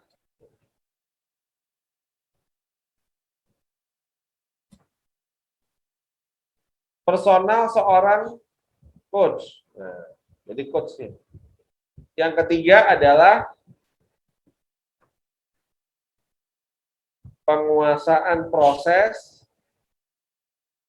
Dan yang keempat adalah penguasaan tools. Oke, jadi ada berapa di sini? Ada 4 ya. Apa saja 4-nya? Di sini adalah yang pertama dalam coaching skill, ya, kita hari ini akan belajar. Yang pertama apa? Menguasai, memahami coaching. Yang kedua adalah personal seorang coachnya. Yang ketiga adalah proses, ya, penguasaan proses.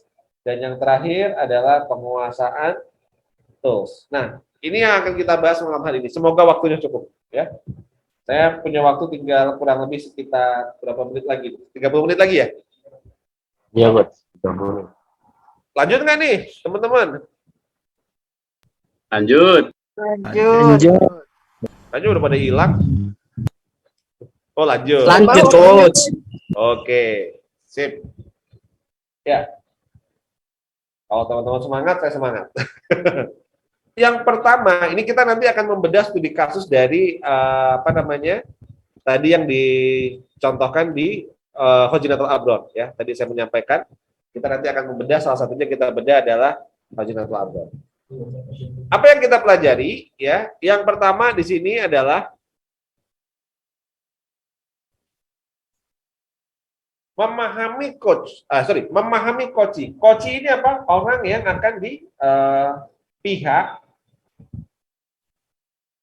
yang akan di coaching atau didampingi. Nah, jadi kita harus memahami dulu pihak yang akan di coaching atau didampingi. Karena kalau kita salah ya prosesnya, ini tidak akan berjalan dengan optimal. Jadi kalau saya diminta untuk mengcoaching satu lembaga, entah itu pondok, entah itu masjid, entah itu perusahaan atau baitul mal, maka pertama yang saya lakukan adalah memahami dulu. Memahami yang mau di coaching. Nah, untuk memahami yang mau di coaching, maka langkahnya apa? Satu yang harus dilakukan namanya observasi atau assessment. Nah, biar tulisannya kayak tulisan dokter. Semoga kebaca. Apa yang pertama? Observasi atau assessment. Jadi kalau saya mau mengcoaching sebuah lembaga, apapun itu, mau itu masjid, mau itu, maka kita datang dulu untuk kita mengobservasi. Kita lihat, gitu ya. Terus kita assessment. Jadi observasi itu pengamatan, assessment itu penilaian. Kayak gitu. Atau ini saya pisah aja deh dua. Takutnya nanti kalau digabung nanti teman-teman bingung ya. Observasi, yang kedua namanya adalah assessment. Ya. Jadi observasi itu kita ngelihat. Untuk apa tadi ngelihatnya? Apakah dia masuk kategori 1, 2, 3, atau 4? Oh, mereka orang-orang yang termotivasi atau tidak? Mereka orang-orang yang kompeten atau tidak? Terus apa lagi? Mereka kira-kira masalahnya urgent atau tidak? Goalnya apa? Nah, itu bagian dari apa? Bagian dari observasi. Kita lihat dulu. Sehingga nanti kita tahu, oh alhamdulillah. Tadi kayaknya di Zoom, oh sekarang udah di sini nih. Sakti di Cak Parman. Langsung ada nasi bebek di sebelah. Nah, jadi yang pertama yang dilakukan adalah apa? Mengobservasi. Apa aja tadi yang diobservasi contohnya apa? Kondisinya gimana. Terus yang kedua apa yang diobservasi selain kondisinya mereka seperti apa? Apakah masalahnya urgent atau tidak? Mereka apakah kompeten atau tidak? Itu kita lihat, kita observasi. Untuk tahu pendekatan apa nanti yang cocok. Termasuk pada saat kita mengobservasi, ketika kita ngelihat tadi, apa yang akan kita pantau, apa yang kita lihat, yang pada saat kita lakukan observasi, kita melihat tadi, kita mengamati tadi, juga kita melihat dan mengamati organisasinya seperti apa. behaviornya seperti apa. Setelah kita mendapatkan gambaran dari pengamatan kayak gini, oh saya melihat orang-orangnya seperti ini, rapi-rapi, pakai jas, keren-keren, gitu. Atau apa namanya, berpendidikan, oh berarti kita udah tahu. Masalahnya apa? Cari masalahnya urgent atau tidak urgent, gitu ya. Nah, setelah kita ketahuan masalahnya urgent atau tidak urgent, lalu yang ketiga yang kita lihat goalnya apa. Nah, lalu setelah itu kita lakukan yang namanya assessment, atau di dalam assessment ini kita juga boleh menyebutnya namanya penilaian.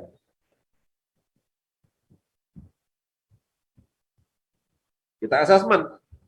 Sehingga tujuannya assessment ini untuk membuat hipotesa awal. Hipotesa awal apa? Oh, kira-kira problemnya dia apa? Atau bahasa lain sering disebut, assessment atau penilaian ini, bahasa kerennya sering disebut dengan grab the data. Nah, jadi bedanya kalau observasi baru melihat saja, tanya-tanya, tapi kalau sudah assessment, sudah punya form. Kita harus punya form.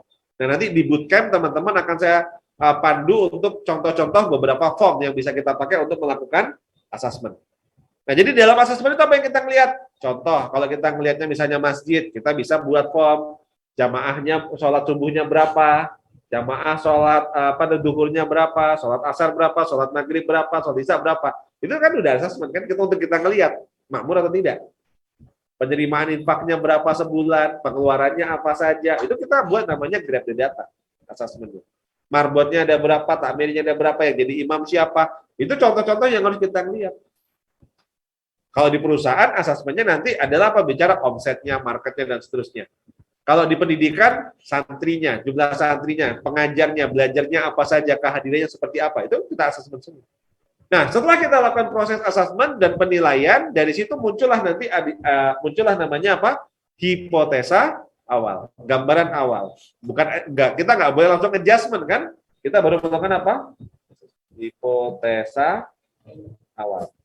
Nah, ini yang nanti akan kita jadikan mendesain apa? Mendesain konsep nanti akan kita lakukan pendampingan. Oh, cocoknya kira-kira ini nanti pendekatannya apakah menggunakan training, apakah menggunakan coaching, mentoring, consulting, atau gabungan dari kesemuanya. Nah, itu nanti yang akan kita lakukan. Dan ada satu yang krusial di sini adalah dari hipotesa itu Anda harus bisa melihat. Ini kata kunci. Apakah lembaga organisasi itu layak coaching, layak didampingi? Coach, kok ada istilah layak didampingi, emang ada yang nggak layak? Nah, ini jadi kesannya kayak pilih kasih gitu. Tapi saya memang kadang ya, waktu kita terbatas, tidak semua bisa di-coaching. Artinya tidak semua lembaga bisa di-coaching. Kalau kita bicaranya adalah coaching skill, maka kita harus lihat, mampu nggak kita meng-coaching dia. Nah, ini pendekatannya.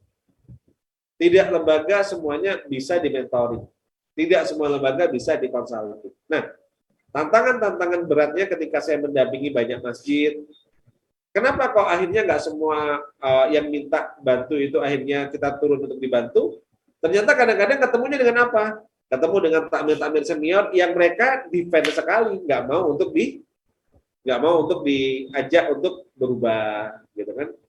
Tidak lahir dari dorongan dari decision maker, para ketua takmir dan yang lainnya untuk melakukan perubahan.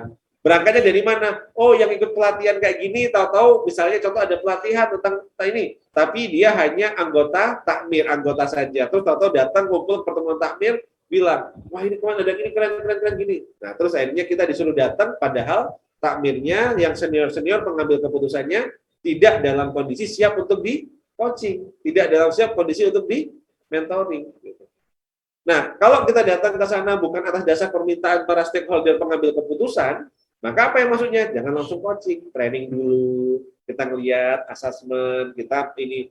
Kenapa? Kayak di sini kok bisa berbenah kayak gini? Kenapa? Karena Mas Rahutnya memang dari awal dalam kondisi siap untuk di coaching, gitu. Dia mau untuk berbenah, gitu. Sehingga akhirnya apa? Lantai 2 ini tadinya kantor. Ya, tadinya kantor ini. Tempat yang nyaman, meeting room yang nyaman. Ini nggak Mas Adi?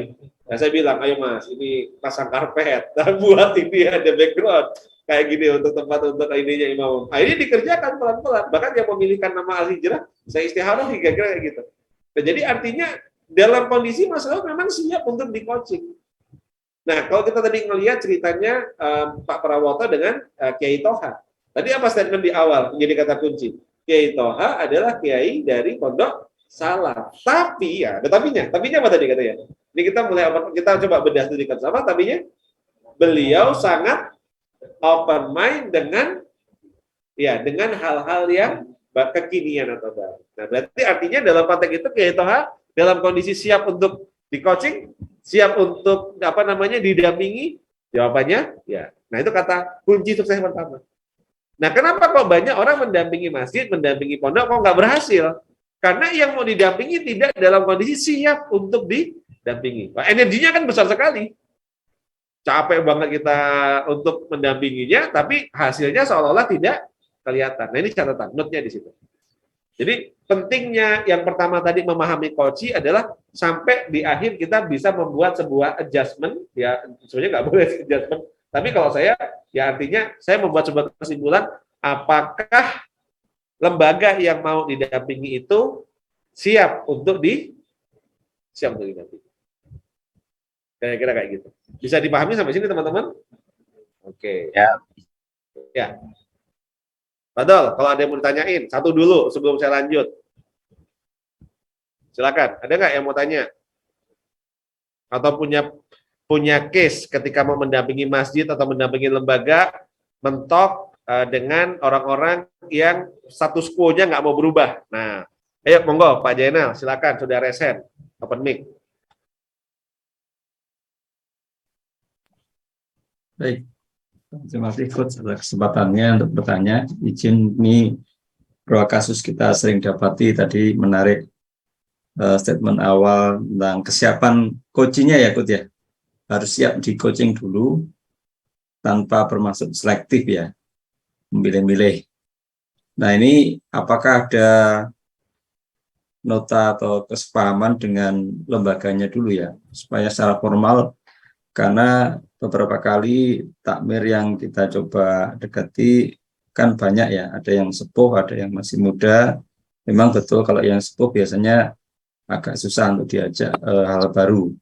Termasuk masjid mau dipasang wifi itu juga pro dan kontra kalau sepuh. Tapi kalau yang muda senang sekali. Nah itu seperti itu. Jadi tahap awal sebelum masuk mendampingi kan harus ada keterbukaan seperti yang dicontohkan Mas Prawoto tadi. Di Kiai Toha kan terbuka, open dengan hal baru ya. Nah ini kalau untuk yang belum open, apakah kita tinggalkan dalam kolektif, kita cari yang lain aja atau bagaimana? Demikian Coach. Baik. Nah, ini kan menarik ya. Jadi ternyata ada yang ketemu dengan masalahnya adalah yang didampingi gimana kalau nggak open mind gitu kan? Banyak teman-teman yang sudah jalan, saya ketemu dengan banyak para penggiat dakwah yang pengen mendampingi masjid, mendampingi yang lainnya, mentok. Sudah ikut pelatihan PMB, misalnya sudah ikut pelatihan apa gitu untuk menggerakkan ini, ternyata ketemu dengan sesepuh-sesepuh senior yang dia nggak open mind gitu. Akhirnya apa? Energinya habis. Akhirnya apa? Ujung-ujungnya mundur teratur gitu. Kan sayang banget gitu. Nah, maka apa yang bisa dilakukan? Yang pertama, kayak tadi yang saya sampaikan, masuk dulu dengan pendekatan apa?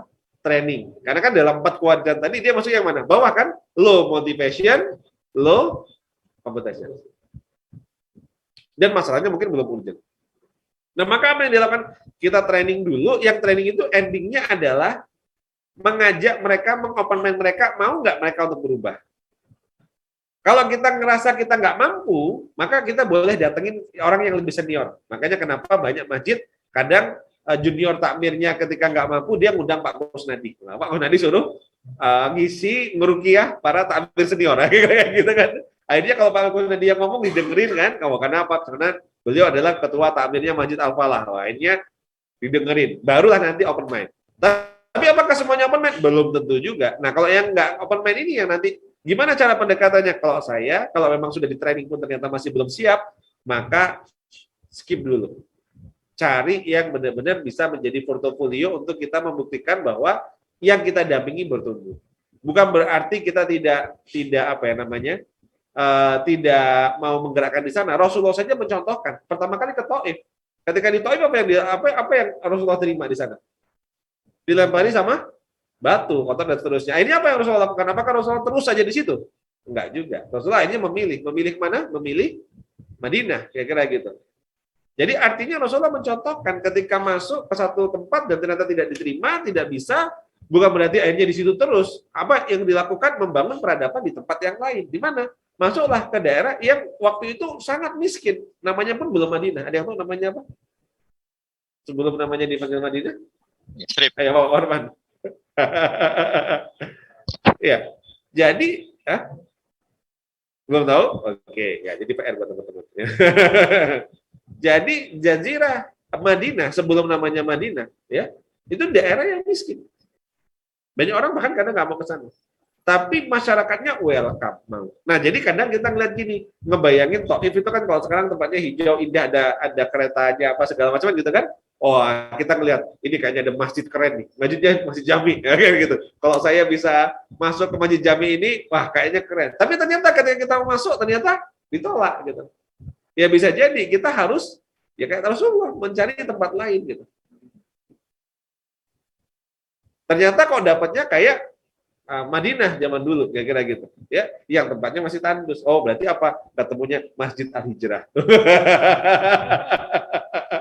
Masih tandus artinya apa? Jamaah masih sedikit ya gitu kan. Ya bahkan Jumatan aja kita belum buat di sini, komplek di dalam perumahan, di lantai 2 kantor nggak kelihatan. Contohnya kan kayak gitu kan. Berarti ini ibaratnya kayak ya mirip-mirip sama Madinah zaman dulu kira-kira gitu. Yasrib. Nah, terima kasih Mas Dedi. Itu Yasrib. Tapi Masya Allah, akhirnya apa yang kalau kita lihat ternyata di sana diterima, ya akhirnya bisa bertumbuh. Nah, jadi gitu kira-kira Pak Jenal. Jadi kalau kita lihat ternyata nggak bisa, ya udah kita lihat, oh ini Taif. Walaupun jangan ngomong secara terbuka, terang-terangan gitu ya. Maka kita mencari Yasrib kira-kira kayak gitu. Oke, cukup menjawab kira-kira Pak Jenal?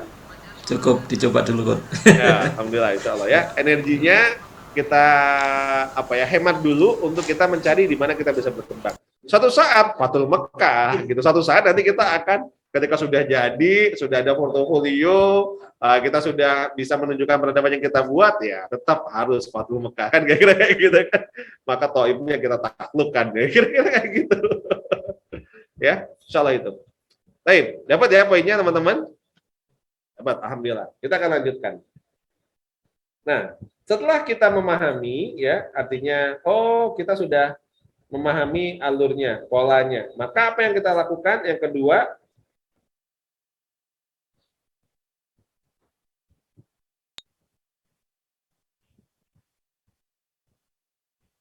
kedua, kita mulai memahami atau mengenali siapanya, mengenali coach-nya. Siapa berarti coach-nya itu? Berarti kitanya. Ya. Jadi yang pertama tadi kan kita memahaminya, mengenalinya, siapa yang kita pahami, yang kita kenali adalah coach-nya. Nah yang kedua ini kita memahami kita sebagai seorang coach. Nah maka sebagai seorang coach, maka apa yang harus kita lakukan? Kalau yang tadi ini adalah pihak yang di coaching, ini pihak yang coaching. Nah, jadi kita ya sebagai pihak yang mengcoaching. Nah, kita sebagai pihak yang mengcoaching, apa yang harus kita lakukan? Apa yang harus kita siapkan gitu. Nah, yang pertama yang harus kita ketahui adalah kompetensi kita lebih kuat di mana. Jadi sebagai seorang coach kan banyak tuh. Sebagai seorang trainer, sebagai seorang apa kan kita punya kompetensi macam-macam. Di awal kan saya sudah waktu Anda mengisi form, saya minta Anda kuat di mana? Apakah kuat sebagai trainer, apakah kuat sebagai mentor, apakah kuat sebagai coach, ataukah kuat sebagai konsultan, gitu ya. Kayak Pak Jainal konsultan ISO. Siapa tahu nanti ada masjid yang mau di ISO kan? Wah, kira-kira gitu kan? Jadi masuk untuk kompetensinya. Nah, mungkin ada cewek ini di sini seorang coach ya. Mungkin mau mengcoach. Nah, jadi kita harus memahami dulu kompetensi kita apa. Nah, jadi kita memahami kompetensi kita apa. 2, 1 skillnya dalam kompetensi ini. Yang kedua bidang keahlian. Jadi, contoh, skill tadi itu apakah kita skillnya skill training, coaching, consulting, atau mentoring? Yang kedua, bidang keahlian. Bidang keahlian apa? Oh, saya ahlinya dalam bidang bisnis. Oh, berarti nanti megangnya apa? Oh, fokus Baitul Muamalah. Oh, saya ahlinya dalam bidang pendidikan. Oh, nanti bisa megang Baitul Tarbiyah. Oh, saya ahlinya dalam bidang Quran, maka fokus rumah Qurannya. Oh, saya ahlinya HRD. Oh, berarti bisa megang semuanya. Dari megang masjid, megang pondok, megang apa yang hubungannya dengan HRD atau SDM. Oh, saya ahlinya keuangan, gitu ya. Oh, saya dulu di bank, bankers, kayak Pak Edi. Wah, ahlinya saya di mana? Keuangan. Berarti nanti bisa nata laporan keuangan dan lain-lain. Loh, Baitul Muamalah kan kayak bank, Pak Edi. Baitul Muamalah kan mirip bank kan? Ada funding, ada lending. Kan gitu. Funding itu sekarang teman-teman menyebutnya apa? Fundraising kan, menggalang dana. Lendingnya apa? Lendingnya menyalurkan. Kan KPI-nya kan sama aja tuh. Nah, jadi Pak Edi bisa nanti menjadi master of Baitul Mal. Wah, kan keren kan? Ya, dirubah kan kompetensinya dulu ngelolanya adalah lembaga ribawi, sekarang mengelolanya adalah Baitul Mal. Masya Allah. Yang mengelola rekeningnya wakafnya Usman sampai sekarang masih ada. Dikelola bahkan sekarang menjadi wakaf yang produktif yang kemarin 7 tahun yang lalu bangun hotel, hasil dari hotelnya aja 114 miliar per tahun. Hasil dari kebun kurmanya hampir 300 miliar per tahun. Rekeningnya Usman 1.400 tahun masih ada sampai sekarang. Siapa yang mengelola? Baitul Mal. Maka butuh banyak Pak Edi berikutnya. Wah, kan gitu kan untuk mengelola wakafnya Hijrah, kan wakafnya Mas Rahud, gitu kan? Untuk mengelola wakaf-wakafnya orang-orang yang nanti besar. Itu kan kalau nggak ada Baitul Malnya gimana nanti? Maka butuh Baitul Mal. Landingnya. Nah, kita harus tahu kompetensi kita kuatnya di mana. Mas Adi kompetensinya di mana gitu ya. Nah, ini teman-teman harus memahami kira-kira kompetensinya, kekuatannya ada di mana. Oke. Nah, setelah kita tahu kompetensi kita, ya, kita sudah punya kompetensi, kita punya skill, kita sudah paham tentang bidang keahliannya. Nah, maka setelah itu kita melakukan namanya matching. Nah, apa ya namanya? Matching. Apa yang dimatchingkan? Antara masalah dan keahlian.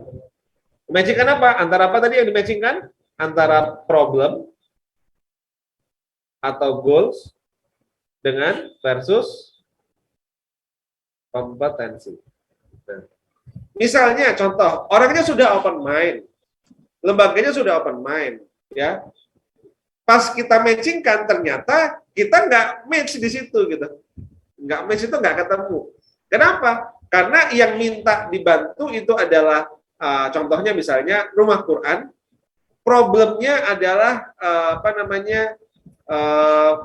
lebih hubungannya dengan mengelola santri, sementara saya keahliannya sebagai seorang mentor dalam bidang keuangan. Nyambung nggak nih kira-kira? Mencari santri, mengelola santri dengan keuangan, nyambung nggak? Nggak nyambung. Maka kalau nggak nyambung, tetap nggak akan terjadi matching. Nah, jadi dalam konteks ini, seandainya poin nomor 1 coachingnya sudah siap, mentornya siap, tapi ternyata nggak matching kompetensinya, nggak ketemu nih, maka saran saya jangan dipaksakan. Apa yang bisa dilakukan? Berkolaborasi, ajak yang ahli. Nah, jadi kalau ternyata ini ada 2 kan, ada yang matching, kalau match, dan yang kedua tidak match. Nah, kalau matching gimana? Kalau matching, maka apa tadi pendekatannya dilakukan? Kalau memang matching, maka lanjut. Lanjut kemana? Lanjut ke proses coachingnya, proses pendampingannya. Tapi kalau nggak matching gimana? Maka kalau tidak matching, apa yang harus dilakukan tadi? Sinergi atau kolaborasi. Kolaborasi apa? Kolaborasi mencari siapa yang ahli. Nah, sehingga kayak Pak Prawoto tadi di Koordinator Abrar, dia nggak masuk ke ranah megang amal usaha. Dia megang amal usahanya, buat baby jab adalah Mas Baim, kira-kira gitu. Tapi yang Pak Prawoto mengambil peran apa? Karena kompetensinya IO, membuat event, maka ujung-ujungnya masuk ke pondok, buat apa? Buat event lagi, kajian Samara yang sekarang sudah buka di 5 kota. Hubungannya dengan multimedia, buat namanya santri senior, memaintain jamaahnya. Nah, itu contohnya kayak gitu. Bayang ya maksudnya teman-teman, harus dimatchingkan. Tapi ketika konteksnya mencari dana, carikan partner sinergi. Nah, jadi kita nggak bisa menjadi Superman semuanya kita kerjakan. Kalau memang enggak, nanti kita paksakan, takutnya nanti akhirnya justru malah merusak nama kita sebagai seorang pendamping. Wah, ini gejabris kok katanya mendampingi, ternyata pas ketemu ternyata geletek ya, kira-kira gitu. Atau ternyata nggak bisa, kira-kira gitu. Nah, tahu geletek ya. Nah, jadi biar nggak masalah, maka apa yang harus kita lakukan jangan sampai kita nanti menjadi masalah. Baik, ya teman-teman, sudah jam 9. Kayaknya saya hanya menyampaikan 2 materi ini.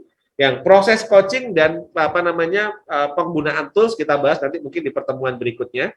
Ya, nanti khusus untuk penggunaan tools ini kita bahasnya pada saat bootcamp. Nanti karena saya akan kasih banyak tools, perangkat-perangkat, mulai dari tools assessment, tools nanti untuk kita mapping, sampai nanti yang lain-lainnya pada saat bootcamp. Tapi untuk penjelasan proses coaching insya Allah nanti pekan depan. Nah, kira-kira akan bahas di pertemuan yang terakhir, pertemuan ke-12 sebelum bootcamp.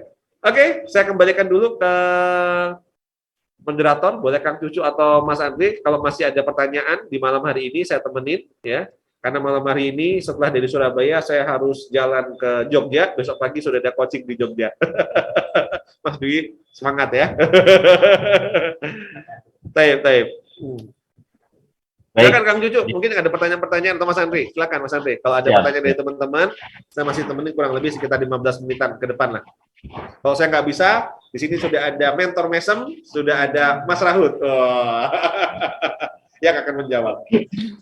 Baik, siap. Terima kasih kesetujuan, Masya Allah. Beri tepuk tangan dong untuk kesetujuan.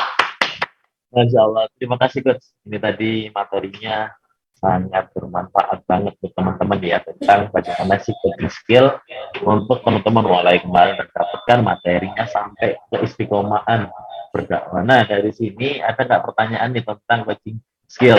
Nah, kalau dari kolom komentar sih belum ada nih. Mungkin ada yang ingin resen nih, yang langsung ingin ngomong langsung, monggo, masih ada waktu nih. Nah, karena nanti kalau udah kelewatan dari ini, ya, mungkin sulit nanti ya kan? Mau tanya ini. Monggo, masih ada waktu untuk kesimpulan. Nah, mungkin dari teman-teman ini ada Pak Dedi juga. Ini ada siapa lagi? Ini Pak Syahrul dari Medan. Ada Pak Arif Budiono. Nah, dan yang lainnya, teman-teman. Monggo, sebelum kita akhiri, monggo kita buka sesi pertanyaan. Yang di studio mau tanya juga boleh. Oh iya, monggo. Yang di sana ya. Nanti biar di spotlight sama Mas Dwi. Nah, ini sepertinya sudah paham atau bingung mau tanya apa ya? Mungkin. Ya, mungkin perlu praktek ya. Wah, ini ada Pak Arif Budiono. Mau bertanya Pak Arif? Iya. Siap. Monggo. Ya, Assalamualaikum Mas Ridwan. Waalaikumsalam warahmatullahi wabarakatuh. Ambil ini ya, sharing.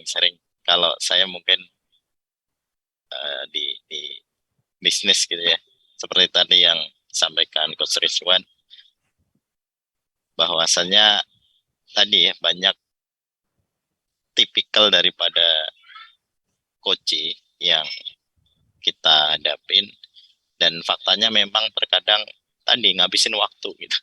Kita nggak cocok ya. Terkadang dari sifatnya dulu itu kalau udah ketahuan di awal, oh ini nggak sesuai dengan kita, saya sepakat tadi mendingan nggak usah saja daripada di jalan nanti ngabisin waktu. Nggak jadi apa-apa gitu, malah ngabisin waktu. Itu kalau pengalaman di bisnis ya, banyak yang begitu. Tapi kalau pengalaman di masjid, sejauh ini memang belum lancar gitu.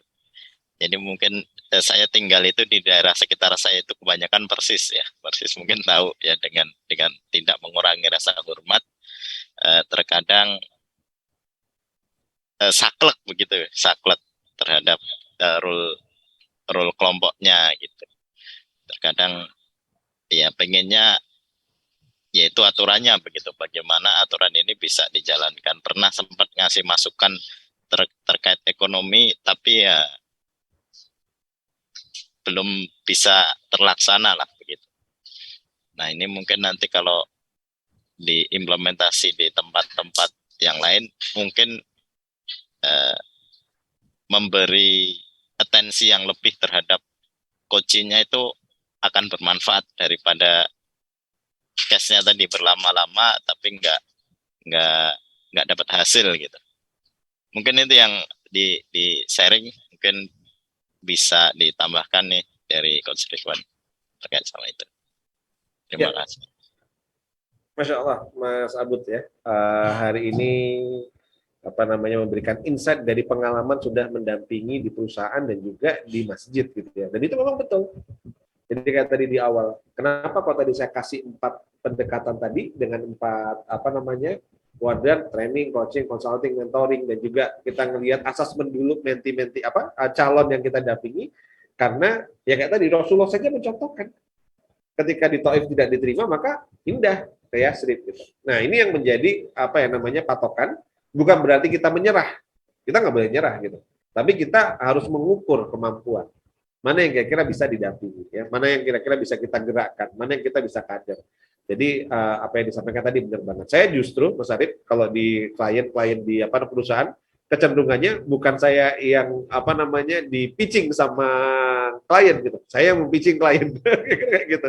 Mas Cucu Haris kemarin sempat ikut tuh, visit ke klien. Itu asesmen gitu. Jadi kami yang menentukan ini mau diambil atau nggak diambil gitu. Jadi bukan kami yang di pitching sama klien yang ini kita mau ambil coach Ridwan atau coach yang lain gitu, jarang gitu. Saya kalau udah dia punya opsi coach atau ya udah yang lain aja, saya kira kayak gitu kan.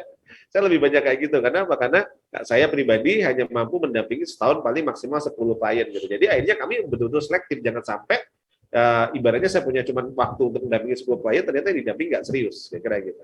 Nah, jadi kebanyakan justru yang kadang-kadang memberhentikan program itu bukan kami diberhentikan sama klien kami yang ketika ketemu klien yang sudah nggak serius, kita sudah SP kliennya, SP3 ya, kita yang kita berhentikan, kita putus gitu. Kenapa? Karena memang pendekatan yang kami lakukan melihatnya lebih kepada tadi optimalisasi, kebermanfaatan ketika kita hadir harus berdampak. Jangan sampai kita hadir tapi di sana sia-sia. Energinya akan lebih bermanfaat kalau kita hadir di tempat lain, bisa jadi yang lebih membutuhkan dan mau untuk mengimplementasikan. Jadi saran saya para penggerak yang hadir di sini juga, teman-teman semua, mulai menyusun. Oh, kayak tadi pendekatannya dipraktekkan. Satu asesmen dulu ya. Amati dengan pendekatan observasi, setelah diobservasi dicek cocok layak atau siap untuk didampingi atau tidak. Kalau siap, gaspol. Nggak siap, dah catatan dulu, observasi, cari yang lain. Kira-kira gitu. Ya, ini yang perlu kita lakukan. Ada pertanyaan di kolom chat, mungkin ini terakhir ya malam hari ini. Dari Mas Arvin di Surabaya. Wow, Mas Arvin harusnya live-nya dari Al-Hijrah ya, Surabaya. Pak Marman aja tadi datang ke sini kan? Iya, ini Mas Arvin harusnya ke sini nih. Dalam konteks coaching kepada lembaga sosial atau kemasjidan, apakah di lapangannya juga dituntut punya kemampuan dan pemahaman agama yang mumpuni coach? Semisal hafal Quran, berapa juz, bisa ceramah, ngisi tausiah dan sebagainya coach. Kadang saya masih minder. Wah, ini. Kenapa saya memilihnya pendekatannya coach, bukan pendekatan mentoring gitu kan? Jadi kenapa namanya Pondok Coach Indonesia gitu. Karena kalau mau buat Pondok Mentor Indonesia, maka syaratnya menjadi mentor kan ahli kan? Menjadi pendamping masjid berarti harus ahli dalam masjid gitu kan. Nah, ini berat kalau menjadi mentor gitu, karena harus orang-orang yang sudah jadi kiai baru bisa mendampingi pondok, kayak gitu. Nah, maka saya menggunakan pendekatan coach. Kayak Mourinho kan, dia menjadi pelatih sepak bola, the special one. Kenapa namanya special one? Karena dia nggak pernah menjadi pemain profesional, tapi bisa melatih klub bola profesional. Nah, maka tadi kenapa saya menyebutkan pemetaan kompetensi dan skill. Karena kita pada saat mendampingi masjid, bukan berarti kita di sana akan tausiah, malah nggak pas. Kenapa? Karena di masjid pasti sudah ada ustadz yang spesialis khotbah. Tapi punya celah, biasanya masjidnya tidak tertata kelola dengan baik. Kenapa? Karena ustadznya kemampuannya adalah kompetensi untuk menjadi imam, menjadi khotib gitu ya. Dia ahli dalam bidang itu. Tapi bagaimana caranya menata kelola agar masjid itu bisa mandiri, punya kekuatan ekonomi, masjid itu bisa berdampak sosial bagi masyarakat. Kadang mungkin mereka tidak belajar. Nah, maka dalam konteks itu hadirlah kita para penggerak, para pendamping peradaban ini untuk membantu bagaimana menginstalkan di sana ada misalnya Baitul Malnya ditata yang baik, menginstalkan minimarketnya. Sekarang banyak nggak masjid-masjid punya minimarket? Banyak. Jalan nggak? Guru kan. Nah, disitulah Mas Arvin harus masuk, bukan tausiah di masjid, ya, bukan adu-adu hafalan, tapi apa? Izin. Boleh nggak saya membantu dengan kemampuan saya sebagai seseorang yang expertnya di bidang bisnis, mendampingi minimarketnya agar minimarketnya rame. Buatin tuh BRM-nya, buatin di situ bagaimana bisa promosi iklannya, kontennya, sistemnya, akhirnya rame. Nah, itulah kontribusinya Mas Arvin sebagai seorang pendamping peradaban. Konteksnya dalam konteks apa? Dalam konteks keahliannya sebagai seorang yang ahli dalam bidang bisnis. Jadi bukan dalam konteksnya harus tausiah, kira-kira kayak gitu. Gitu Mas Arvin ya. Jadi jangan minder ya, kita semua dibekali sebagai dengan kompetensi kita masing-masing gitu. Nah, di sini berarti pendamping di Santripreneurnya bisa ya, Coach, bisa banget. Makanya waktu itu kan kayak Cak Windy dan kawan-kawan saya libatkan dalam program waktu kita mendampingi Darut Tauhid kan, ada program Santripreneur. Ya, ada program saya waktu mendampingi LTC, itu saya ajak beberapa teman-teman ya waktu mengembangkan tempat wisatanya gitu. Jadi artinya kalau kayak misalnya Mas Ari Budiono tadi kuatnya di keuangan, ya nanti masuknya ketika masuk ke pilar-pilar peradaban tadi yang ngomonginnya tentang keuangan. Kira-kira gitu. Oke, insyaallah itu teman-teman semua. Oke, Mas Arvin sudah dapat poinnya, maka kalau poinnya sudah dapat, maka tinggal eksekusinya. Jadi kan kalau dapat insight kayak tadi harus segera dipraktekkan. Kenapa? Download, upload kan. Nah, kemanfaatan ada terjadi kalau kita mengupload. Nah, malam hari ini teman-teman sudah mendownload, maka kalau pengen jadi 4 pribadi tadi, masih ingat pribadi apa aja tadi? Beruntung, Yang kedua, bermanfaat. Yang ketiga, paling baik perkataannya. Yang keempat, didoakan Allah dan seluruh makhluk. Maka apa yang harus dilakukan? Setelah mendownload malam ini, maka besok harus sudah mulai mengupload. Nah, yang duduk di sini, mulai besok latihan memakmurkan masjidnya. Ya, mulai semuanya, mulai memakmurkan jamaahnya. Jamaahnya jangan sampai kalau saya datang ke sini terjadi kemajuan. Kemajuan itu maksudnya apa? Yang tadinya 5 saf atau jadi 3 saf. Itu namanya kemajuan jamaah. Nggak apa-apa. Jadi satu-satunya boleh terjadi kemunduran adalah apa? Kemunduran jamaah. Maksudnya apa? Jamaahnya semakin hari semakin mundur, semakin panjang, semakin banyak, gitu ya. Dan yang kedua, mulai harus latihan di sini teman-teman membuat program pemakmurannya. Apa pemakmuran yang bisa dilakukan? Macam-macam banyak, ya. Usahakan KPI-nya adalah semakin banyak yang menerima manfaat dan semakin banyak yang datang ke sini. Jadi semakin makmur. Ya, kajian-kajian kayak gini kan sebenarnya kalau bisa dioptimalkan, ya, yang datang bisa banyak kan semakin manfaat kan? Kira-kira gitu contoh sederhananya. Dan nggak masalah. Misalnya contoh saya live kayak gini. Teman-teman misalnya izin, Coach boleh nggak kalau kami juga live dari medianya punyanya Al-Hijrah. Al-Hijrah udah punya media belum? Apa namanya? Apa? Di YouTube? Atau? Wah, ini nggak di live kan contohnya. Padahal kan sebenarnya kan konten juga kan gitu. Contoh sederhananya. Jadi artinya harus sense of medianya harus kencang juga. Sense of medianya harus jalan juga. Sehingga nanti apa dari situ pergerakan-pergerakan itu gaungnya akan semakin besar, semakin terdengar. Gitu. Nah ini yang harus teman-teman mulai latihan. Gerakin, menjadi penggerak-penggerak. Bagi peran, siapa yang menggerakkan masjid, siapa yang menggerakkan rumah Qur'annya, siapa yang menggerakkan Baitul Malnya. Ini orangnya udah banyak kan, tinggal bagi-bagi aja. Kan gitu. Nanti siapa yang menggerakkan amal usahanya, udah ada timnya. Pop Jasa Group amal usaha, kira-kira gitu kan. Nah, nanti Mas siapa namanya yang TPA? Mas Kori, namanya aja udah Kori, Masya Allah, sesuai ini nama memang ya. Iya pas lah menjadi penggerak rumah Qur'annya, kan kira-kira gitu. Nah untuk masjidnya siapa? Ini kepala marbotnya siapa?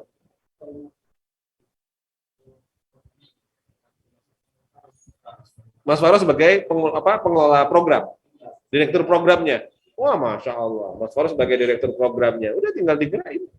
Ya, jadi bagi-bagi peran. Memakmurkan masjidnya, memakmurkan TPA-nya, tinggal siapa nanti yang memakmurkan Baitul Malnya. Jadi sehingga nanti dari Baitul Mal program bisa jalan masif. Gitu.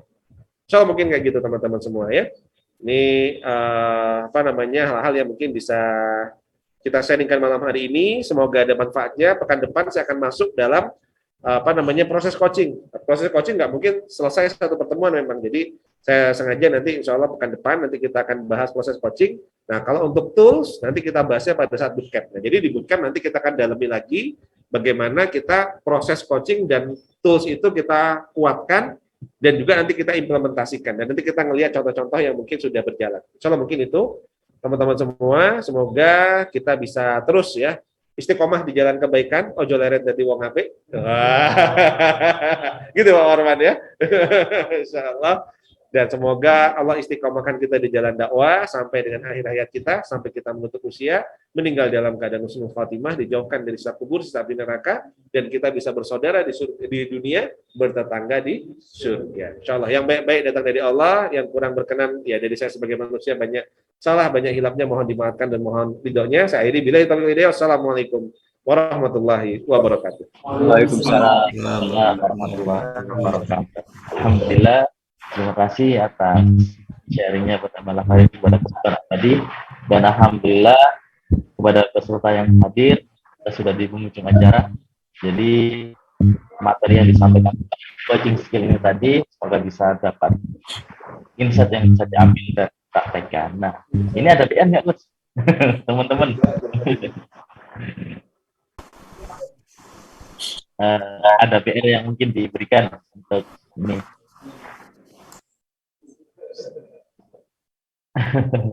Baik, ini nanti kita akan ada informasi lagi terkait yang bootcamp ya, dan semoga tetap selalu diberikan kesehatan kepada seluruh peserta yang sudah hadir dan kepada kesulitan juga. Dan kami akhiri untuk pertemuan kita pada malam hari ini dengan doa penutup majelis. Baik, terima kasih. Assalamualaikum warahmatullahi wabarakatuh. Waalaikumsalam warahmatullahi wabarakatuh.